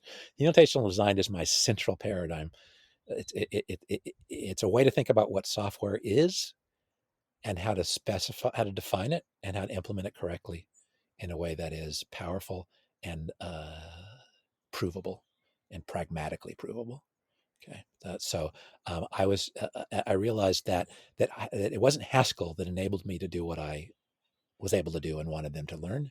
It was denotational design, and Haskell was a hospitable environment in which to do it. Just like ML was a hospitable environment for me earlier, but Haskell was better. Okay, so the reason I wrote good Lisp programs is that I thought about types, even though Lisp didn't. The reason I wrote good ML programs is that I knew not to use mutation, even though ML invited me to. Okay. The reason I wrote good Haskell programs is that I knew to think about things denotationally and have elegant specifications and calculate my programs correctly from those specifications. But it wasn't Haskell that enabled me to do that. So when I was trying to teach these guys denotational design using Haskell, it worked for me because I had the inner guidance, right? I knew how to use Haskell, not because Haskell made me, but because I had my inner sense of it. I knew that I had to be clear about the denotation. I had to set up certain homomorphism equations and solve them to get correct implementations. Okay, and it wasn't Haskell that taught me to do that. And Haskell was hospitable only. Okay, so when I tried to give them the same formula that worked for me, it didn't work for them, and I realized they needed more. Well, and I got tired of telling them, no, you're not getting it. Yes, that's a Haskell program, but it's wrong. Okay, because Haskell compiler wasn't telling them their programs were wrong, and they were wrong. Okay, so I wanted the compiler to tell them they were wrong instead of me telling them they were wrong, because I kept telling them over and over in different ways the same answer. They'd say, what should this mean, this linear algebra operation on this representation? And I would say, that is not a question. The framework I gave you answers that question. What is the denotation? What are the homomorphisms? If your answer about how to define it agrees with the homomorphisms, it's right. If it disagrees, it's wrong. So you have to always think about what it means and what does it mean, and then what is the vocabulary, and the meaning function has to be homomorphic with respect to the vocabulary. It has to preserve the vocabulary. In other words, it has to be a perfect analogy. I'm going to talk about why that is what programming is about, making perfect analogies between a problem I'm trying to solve and something I can formulate as a program. In other words, computation. What is a perfect analogy? It's a homomorphism. In category theory, those are called functors, but in other areas of algebra, they're called something other: monohomomorphism, ring homomorphism. In linear algebra, they're called linear transformations. So that's a vector space homomorphism. let me see if I got it right. In your perfect programming language, you would like that your functions and your data and whatever you're doing respects whatever denotation you are giving them, so that it has the proper meanings. And furthermore, Exactly. In order to accomplish that properly, it needs to solve the constraint equations of that algebra in a way. Exactly. So it seems to me now that maybe I'm giving too much a leap of thought here, but it seems to me that you don't actually want just a programming language, do you? You're exactly right. You're exactly right. Something that is more powerful than that, in the sense that you can either do a proof inside of your type system or something like that, like click with Haskell maybe, or you will do the proof for it, right? Yes, you're exactly right. You put your finger on it. Yeah. So I have been able to do what I've been able to do. I have the insights that I've been able to have and design programs to the quality that I do because I combine two things. I combine reasoning, precise, rigorous, elegant reasoning with programming. Okay. And if only one, and only one of those was supported by my programming language, Haskell.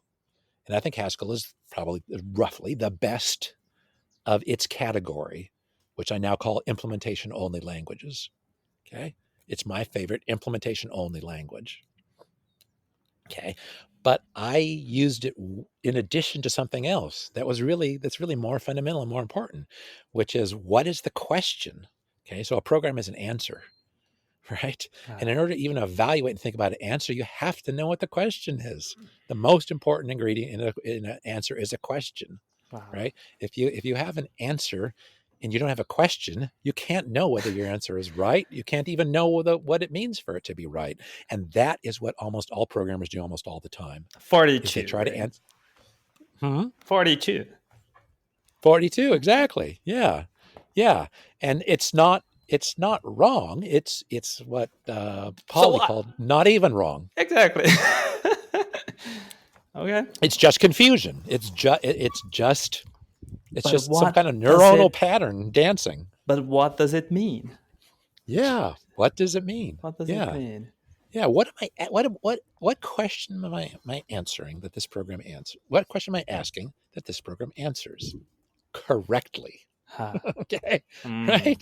right. So and actually, even knowing the question is even more important than answering it correctly. And that's really the important thing: is knowing the question and then realizing that actually this question is in poor taste. This question could be made much more clear. This question has extraneous details. Ferreting them out, removing them, making the question simpler and more powerful. Removing my biases from the question. Okay, and that's why we must not think operationally when we think about our programs fundamentally. Mm-hmm. Okay, because operational thinking, which is embodied in operational semantics but is beyond it, it is mainly about biases about how to answer problems at questions. Okay, and the most important thing is to understand the question we're asking in the most beautiful way. Okay, so I developed the ability to do this, thankfully, from a few different sources that helped me do that. But when I want to teach someone else, that was when I really came to see it isn't Haskell that's making this work. It's a combination of Haskell and a particular pattern of reasoning, which eventually I came to call denotational design, and me practicing denotational design in Haskell. But that meant I did a lot of work on paper, really, in my electronic journal, right? I wrote down the specifications, I wrote down the homomorphism equations, I solved them, I wrote down my proofs, all this kind of stuff, right? But I had a realization. Okay, so then I realized, so I'm not successfully teaching these guys, and I'm not enjoying the process, and I don't like my role of repeatedly telling them they're wrong for the same reason over and over and over, right? But programmers are used to being told, well, some programmers are used to being told and actually enjoy it when their compiler tells them they're wrong. Okay, I think there's a lot of programmers who don't like it, and they program in Python. They program in dynamically typed languages, because they're so full of confusion. You can't be wrong. You can only be confused. Okay. So if you have a fragile enough ego, you're not going to want a language that tells you you're wrong when you are wrong. Right. But if you are more committed to science and understanding than you are to ego, then I think you want to be told you're wrong. I love being Yeah, told I'm yeah, wrong. Right. yeah. So that's part of why I love static typing. Wrong, wrong, wrong, wrong, wrong, Conal. Like, thank you. So, but for the most important aspect of programming, the most fundamental aspect of programming, Haskell is entirely inadequate to tell me I'm wrong when I am. Okay? Because it's incapable of expressing what it means to be right. If it can't even express, if it doesn't even give me the language in which to express what it means to be right, then it doesn't have a prayer of noticing when I'm wrong. All right. So there's two things. First, I have to tell it what it means to be right. In other words, I have to tell it what question I'm struggling to answer, what my goal is here. I have to be able to tell it that in a clear, unambiguous way. And then secondly, as much as it's able, as much as we can, it has to tell me when I'm not right. Okay. That's what types are for. Haskell has a decent type system, has a better type system than Mel. Mel has a better type system than C#. C# has a better type system than C. Perl and Python, right? Better than C, maybe. C. Yeah, better than Perl and Python, and so on. It's kind of funny languages, right? But it's still entirely inadequate to talk about correctness in any but the most trivial cases. And the most important question about my program is, what am I trying to do? What does it mean to be right? And no what I'm now calling implementation only languages, and Haskell is perhaps the best of the lot, can touch that. And so you're completely right. You have to go beyond implementation only languages to a language that supports not just computation but correctness, not just answers but questions. And how do you And envision that that's language? Because there well, are many choices here now. We have dependent types, we have SMT solvers, we have liquid types. yes, yep, yeah. So I've looked at all of those categories, and I have for a few decades. My dissertation was actually about dependent types, as it turned out. I couldn't do graphics, found something dependent types. It turned out I figured out how to think about a problem clearly enough, thanks to this environment I was in, that I could solve a problem. That problem had to do with dependent types. So, but I had never really used dependent types. It just was a convenient problem I was in a position to solve. higher order unification with dependent types. I would just happen to be at the right time in the right place with the right skills to solve that problem at a time when it was relevant. So, but I never used it. So anyway, dependent types for me is the clear winner by far.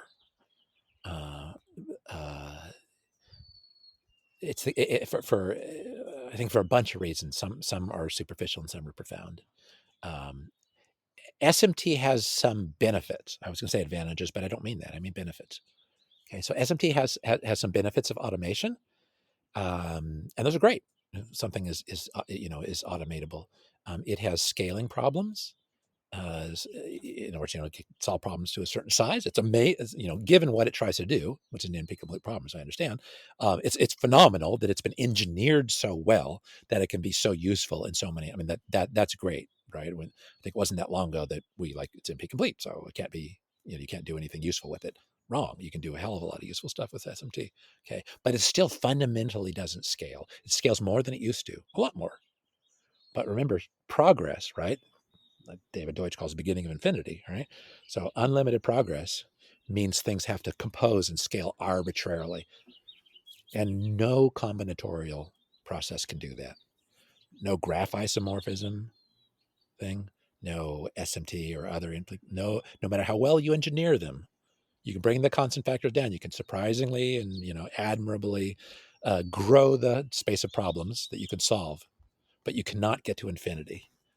Okay, you can get to a couple orders of magnitude. That's it. That's not even worth bothering with. It's a dead end. Okay, it's useful in conjunction with dependent types. Okay, but it's not a solution on its own. Liquid types, I really wanted to love liquid types. I really wanted to, and that was what I tried before I used Agda. And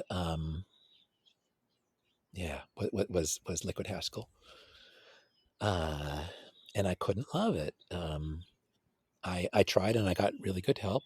Nikki Vazoo helped me very much. I appreciate it, and I loved working with her. And I wished that I could have hung with it and done more stuff with her. She's delightful, and I couldn't. And I don't want to slam their work or anything, but so I'm just thinking about how I want to say this. There's something that's really important to me. With dependent types done in a nice way, which for me, the best that I know is Agda of the lot. Cockleen, Idris. But Agda for me is the most tasteful of them. It has this beauty to it. It has a consistency. It has a simplicity. It has tremendous power, but it has a beautiful consistency. It's part of an incredibly beautiful story about the equivalence of computation, which is the type lambda calculus, reason, right, which is logic, and the foundations of mathematics, which is now category theory. It used to be set theory, but now it's category theory. In other words, when I say now is, I really mean it's got my vote for the more powerful, scalable, useful foundations of mathematics. Right? These three areas are equivalent. Okay. So these are tremendously penetrating insights into three different things: computation, reasoning, and then all of mathematics. So reasoning, logic, all of mathematics. These are three incredibly powerful fields. They are all the same thing. This is the Curry-Howard-Lambic correspondence or isomorphism. Okay, now you need in order to get the logic part of that, you need dependent types. Okay, so one of the most important things we discover in the 20th century is exactly what reasoning is. Okay, so Euclid, Euclid had some great insights, tremendous boost, getting us going down this road to reasoning in a systematic way. Okay, and then that carried us, for the next 2,200 years, 2,400 years, something. Right? But then something really important happened. Not only did we get a lot more experience with mathematics after the period of the Enlightenment in science, right? 16th, 17th, 18th century, 19th century. But then something revolutionary happened at the beginning of the 20th century, which is a few people. There was Giuseppe Peano, Gottlieb Frege, Bertrand Russell, okay? Gensen, and probably. yeah, absolutely, Gerhard Gensen. So this was somewhat later. So Gensen and Russell came a little bit later than Frege and Peano. They started looking at what really is logic, what is reason.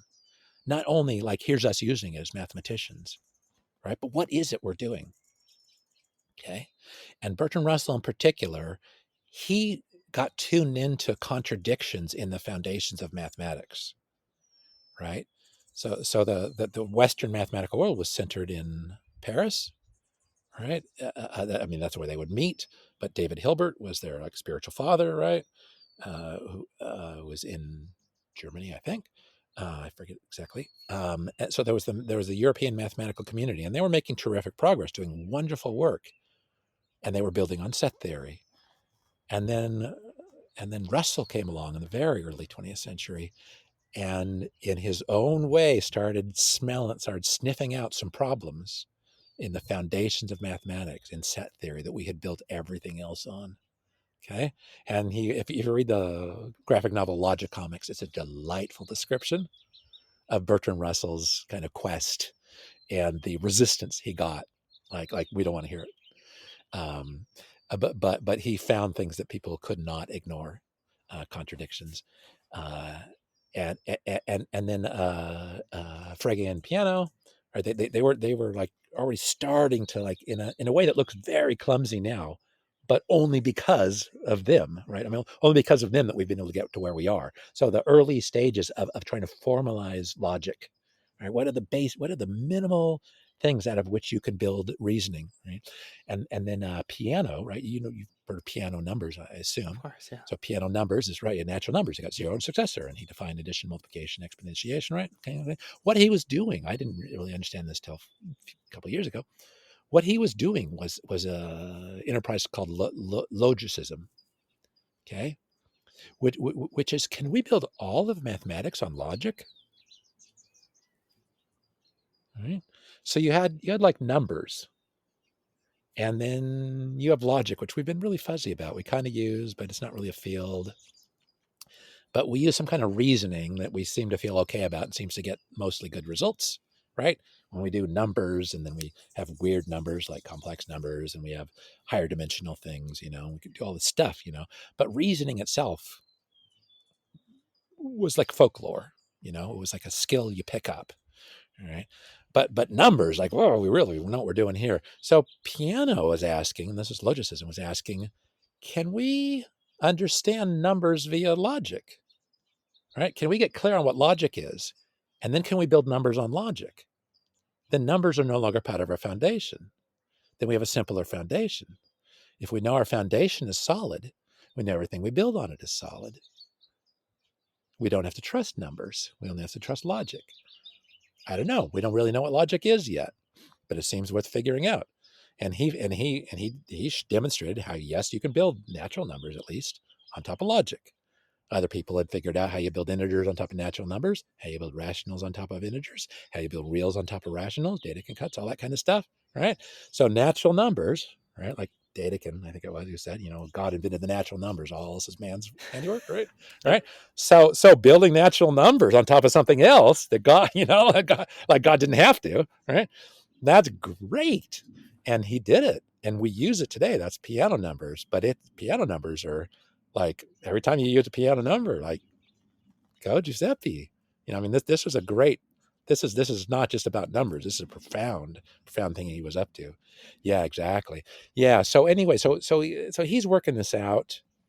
Frege, very importantly, he's working out his system of what logic is, and you can go and look at it and all these funny symbols and awkward stuff, and then Bertrand Russell comes along, and like he starts to, like, something's fishy in the world of mathematics. All these guys believe in, they don't understand what they don't want to hear what I have to say. It's like, what do you know? I'm David Hilbert or whatever, and I mean, they're very, very successful. And he's like, okay, fine. I'm just going to keep working on this until I find something so upsetting that you're going to have to pay attention, which he did, absolutely did. All right. Okay. And then he and Alfred North Whitehead spent 10 years, right, doing Principia Mathematica, right? That's the kind of, so they had to work out logic and then like really use it, for 10 years in a huge endeavor. Okay. And so like that's a lot of experience in improving it. And then Garrett Gensen came along and like, natural deduction, like, oh, right. And then, Curry, Moses Schoenfinkel, it's like guys are getting these like beautiful insights, Church comes in there, right. And so, so something emerged. Just a quick remark, like you said over there that when Peano was making the natural numbers, we didn't have a proper foundation what the logic means, right? But that's where Gensen comes in and actually formalize and show that everything now is correct, right? Yeah. So well, yeah. I mean, I think he improved it. Like so these early guys, they did come up. They did invent logic. I mean, they did invent formal logic. But Gensen improved it massively, right? I mean, Gensen like is so good. Yeah. So there's this progression. Right. And so now we know what logic is. And we know how to build everything on logic. Right. And then there was the Brouwer. Okay, so Brouwer was Brouwer's father of constructivism, right?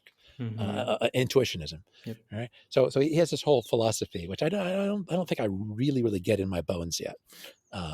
But then then there's like Brouwer, Kolmogorov, and Hating, right? So that they come up with this like interpretation of proofs in terms of what we now call types. All right. So this idea that so talk about proofs, we have to talk about propositions, right? You can't know what is logic? It's proofs and propositions and how you get between them.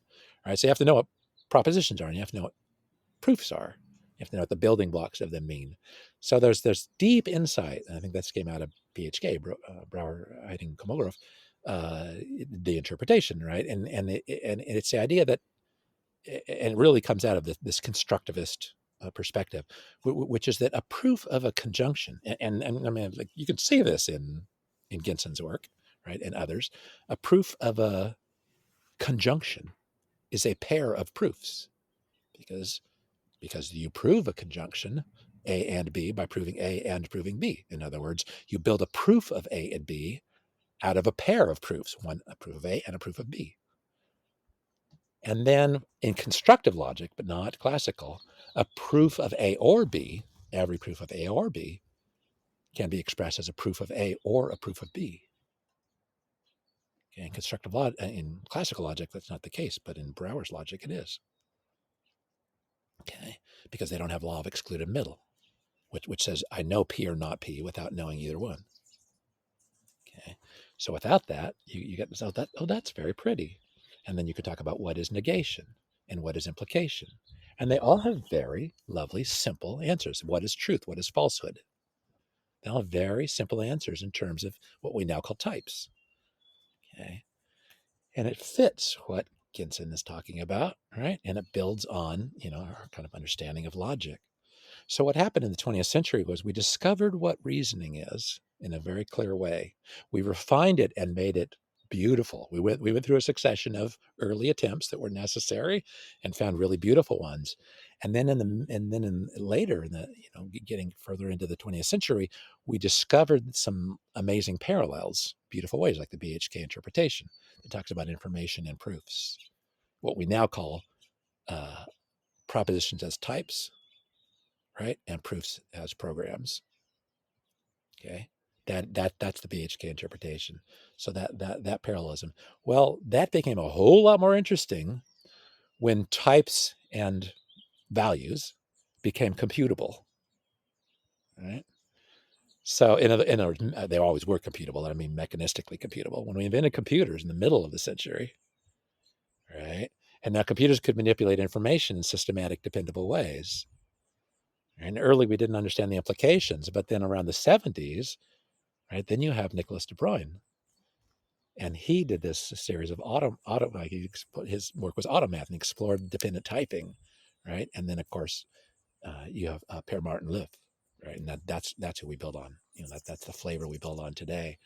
But what De Bruyne pioneered is showing, is realizing and then demonstrating compellingly that you could take these insights about what logic was. You could take the BHK connection, and you can make, and then you could take the invention of computers that happened in between, right, in between the 30s and the 70s, and you can make logic computable.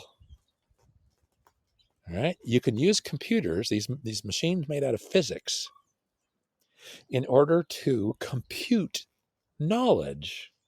And by knowledge, I don't just mean stuff you claim, I mean stuff we know. How do we know it? By logic. How do you mechanize logic? By realizing this connection between logic and types, between values, or if you want to say computable values, or programs if you want, and proofs. So we figured out, we learned how to mechanize information and manipulation of it. We realized that that is actually the same thing. If you think in a beautiful way, not the sequential way, it's the same thing as logic. You put those together with De Bruyne's work, and then, it took a while to mature into actual programming language we use today. And you get, computation is not just for building recipes of how to do stuff. It's for knowing what's true. And now you put these two ideas together. How do I make activity? How do I get physics, right, to perform actions that I want? In other words, how do you make program? How do you make computers do stuff, right? And how do you reason correctly? And how do you do that together, right? So now when you put all that together, we now know how to say what it is we want to solve. In other words, we know how to phrase a question clearly. We know how to phrase a computational recipe clearly. And we know how to phrase the proof, right, that the computational recipe is correct. It answers the question correctly. We know how to do that now. We didn't know how to do that 100 years ago. We know how to do almost any of it 100 years ago. So now we know how to do all of it. That's the most important thing that we've ever understood about computation. And almost all programmers act as if it never happened. And you absolutely have to get that and internalize it and embrace it and practice it to do programming well. Under this isomorphism, and looking back at what we were talking about, how computation and programming languages and what we're doing here is a tool to reason and to get to do something, it seems to me that now the tool and the object that we're looking at collapse, and they're the same now. Isn't that? If you want to prove actually that it depends on how deep you want to go. Yeah, but so like if my proof of correct, if my implementation is like high level, it's like a Haskell program. Yeah. Okay, so some kind of high level thing that's quite divorced from a machine, then you kind of can ignore the nature of the machine, to prove its correctness. But like my current focus, and has been for the last year, is designing correct, massively parallel computational hardware.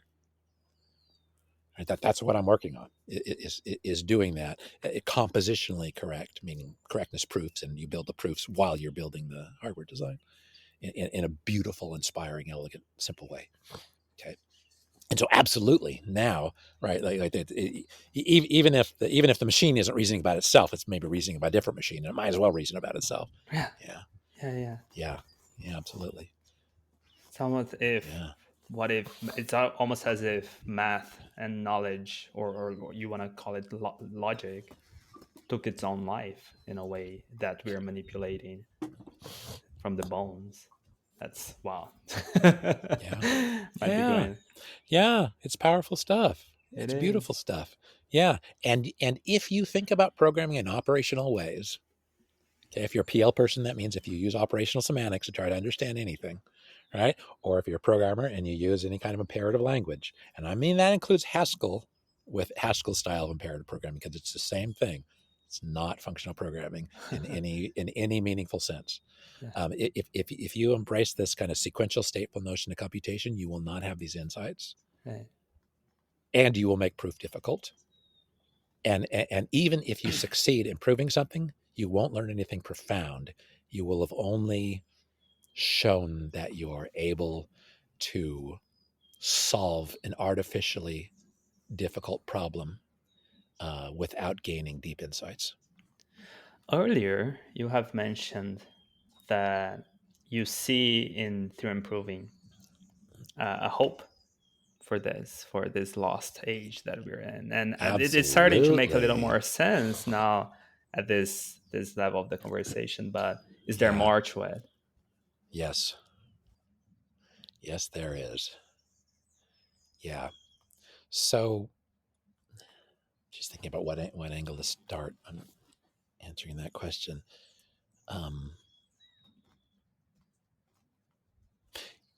It's this. So I recently read a book. It was written a good while ago. It's by James Glick, who's a popular science author, and it's called The Information. And it is about the information age, and in particular, Claude Shannon. It's a lovely book. I really enjoy his writing. And this book in particular really lit me up. And chapter 2 in this book, I highly recommend. And he talks about the nature of language and how language developed. And in particular, the transition from spoken only to written language. Okay. And he points out that philosophy could not have come into being before written language. Okay. And here's why. Okay. So, I mean, in some primitive, weak form, yes. But here's what written language did. Written language did a few things. One of the important things that he talks about that written language did, when we had a written language for the first time, our ideas could hold still long enough for us to look at them carefully and reflect on them and improve them. Okay. So before written language, we heard stuff, right? Around the fire, really primitive, or even much, much later. We heard stuff and it stuck kind of vaguely, sort of, but it basically kind of moved through, right? It was like sound, or pressure waves, right? And it kind of moved through and it left some sort of impression in my brain. It left some sort of impression, but it went by fast, right? And so I may extract some value and pass on some value to other people, my children, and so on. But what happened with written language is is now this thought could be written down, and I could just stare at it for as long as I want. And in staring at it, I can realize I can understand it more deeply, but I can also improve on it. Okay. I can realize, this idea is, it's maybe, it's a little better than my previous idea or what people used to believe. But we can go more than that. We can say, is there something simpler? Is there something about this that just kind of is a little funny, can be improved on? So having written language enabled us to really examine it and take all the time we needed and make improvements. It started a feedback loop that we only had in a very weak way. Of course, we had a feedback loop. That's what a brain is right? It's a zillion feedback loops interconnected. So, but this kind of written thing, it gives us a very reliable, stable cognitive feedback loop, and that let us improve our ideas in a way we never could before. And that's why Glick says written language enabled philosophy to come into being. Okay, but of course, not just philosophy, certainly science, because science is about improving our ideas and making observations, and improving our ideas and making observations. Right. And our observations say, no, that's a wrong idea. And our ideas say, wouldn't this be cool? This seems consistent with the facts. And also, here's where I should look for information that shows me I'm wrong. Right? That's like Popper's falsifiability criterion. So anyway, so what does that have to do with anything? This is what I've experienced since I switched to AGDA. Okay. So for decades, I have been writing down precise specifications, and I have been reasoning and calculating correct programs for decades. And I thought I was pretty good at it, and I had a really good time and done some work that hadn't been done, and developed some insights that had existed before to my knowledge. But AGDA has really changed the process for me in a way I'm tremendously grateful for. It's given me essentially this written language. Okay, so of course I had a written language, but it wasn't a formal language, right? And so now that I can write my specifications and proofs in Agda, I'm much more critical of them than I used to be. But before, of course, writing them down helped a lot. And of course, absolutely, I improved them. But now when I'm wrong, it tells me, right? And also there's something, maybe it's very subjective, but it's like if I write a program, Haskell program, and I could see this part is kind of unnecessarily specific. I can't help it, but like I'm going to make it more general. Or this part is a little wordier than it needs to be. I'm going to make it more succinct. Right? I mean, that's what I do obsessively when I program in Haskell. Right?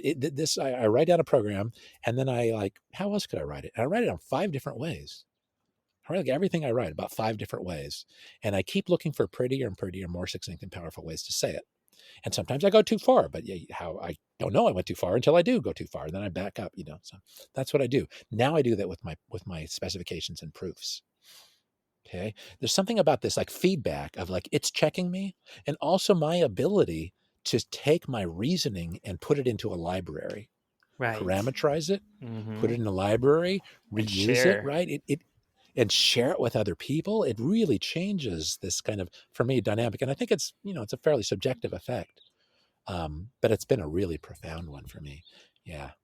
So now my practice of denotational design, my paradigm, is way better than it used to be.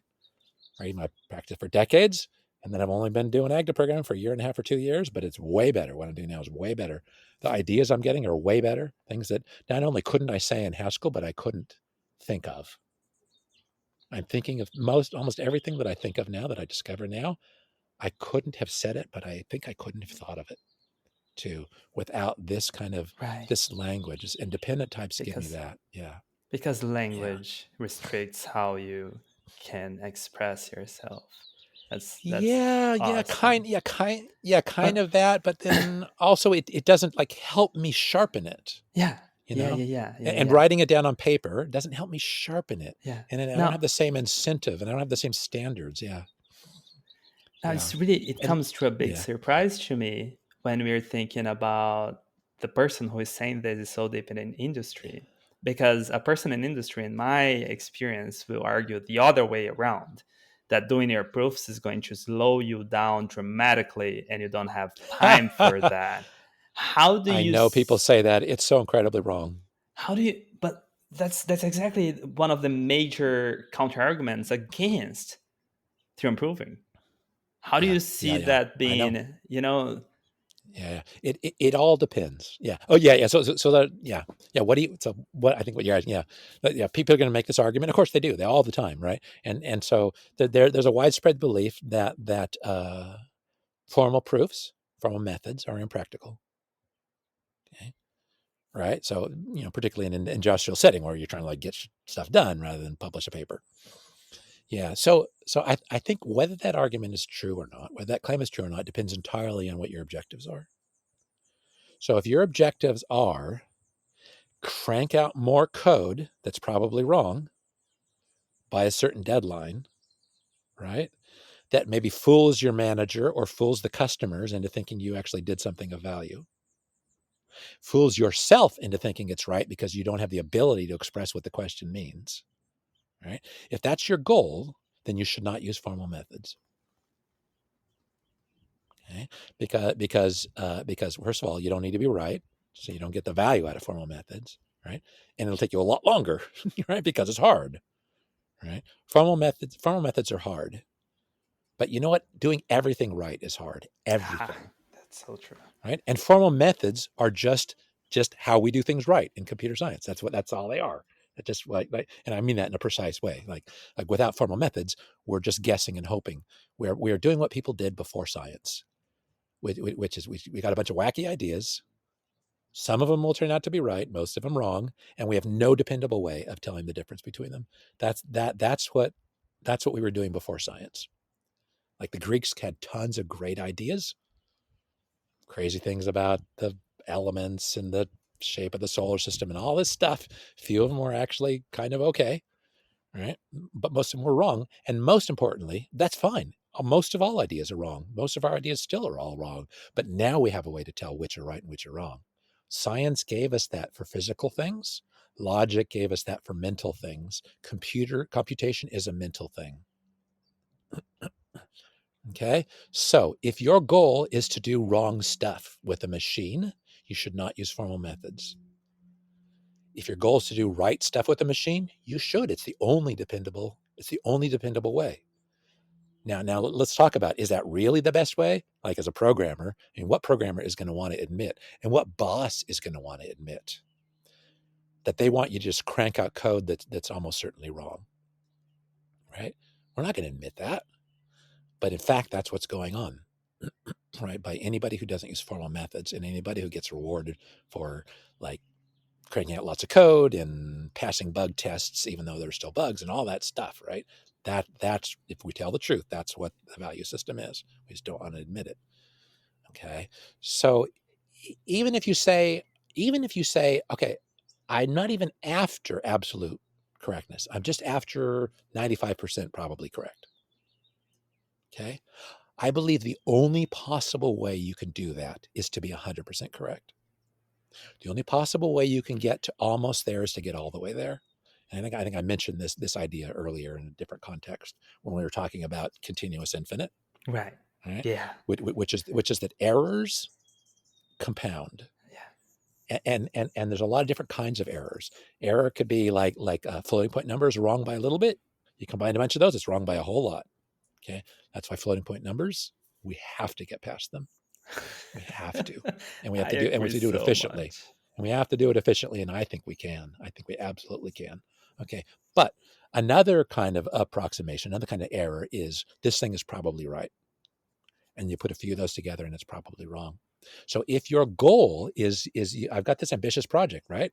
Like, we don't work on trivial stuff. We're professionals. We've got this ambitious thing, right? It's got all these parts. And if every one of them is probably right, the whole thing is probably wrong. The only way, I think, I'd be happy to be, convinced I was wrong. Yeah. I'm mistaken about this, but I think the only way to get to almost right is to get to all the way right. Is that every single piece has a formal proof, because formal proofs are the only thing that compose without degrading, without the certainty degrading, without the correctness degrading, and that's what you need. And as I said, composition is our superpower. It has to be, because our brains are, limited. A variety of factors. Yeah. So I think if you care about mostly correct, you have to care about entirely correct. Yep. And if you don't care about entirely correct or mostly correct, and if you're honest, you have to admit that you're not even trying to do something right, to do your own craft right. Wow, Conal, I am so inspired by everything we've been talking. This has been such a great deep conversation, and wow, it was great. Well, it's been great. I am It's been starting long. to run out of things to bring up.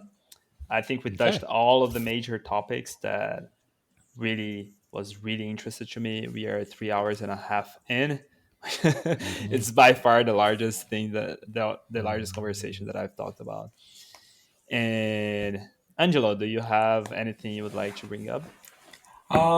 No, I think like we had a great discussion, and I really liked how we went through that.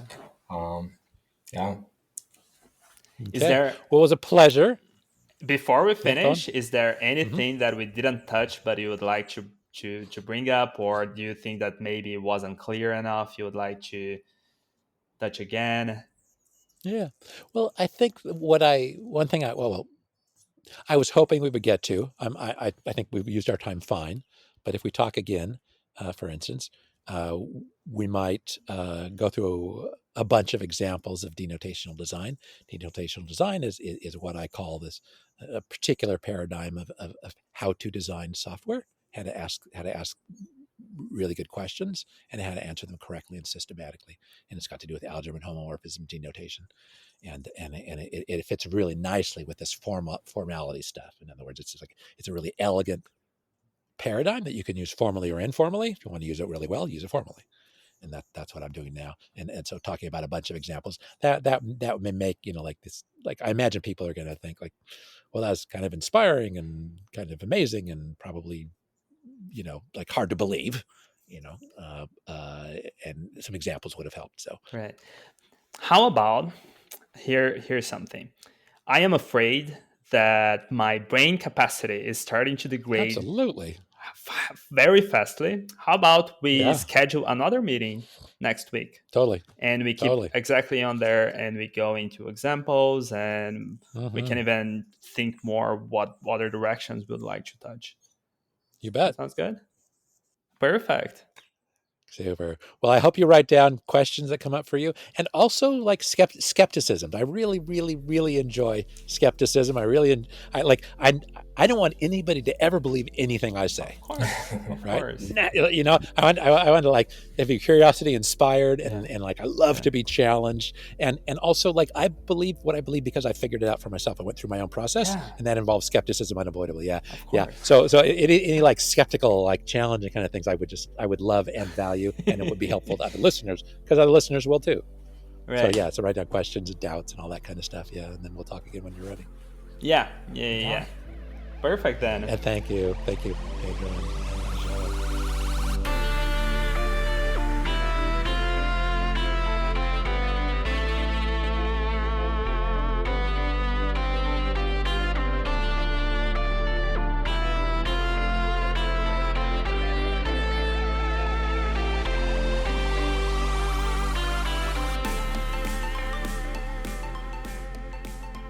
Wow, what a conversation, huh?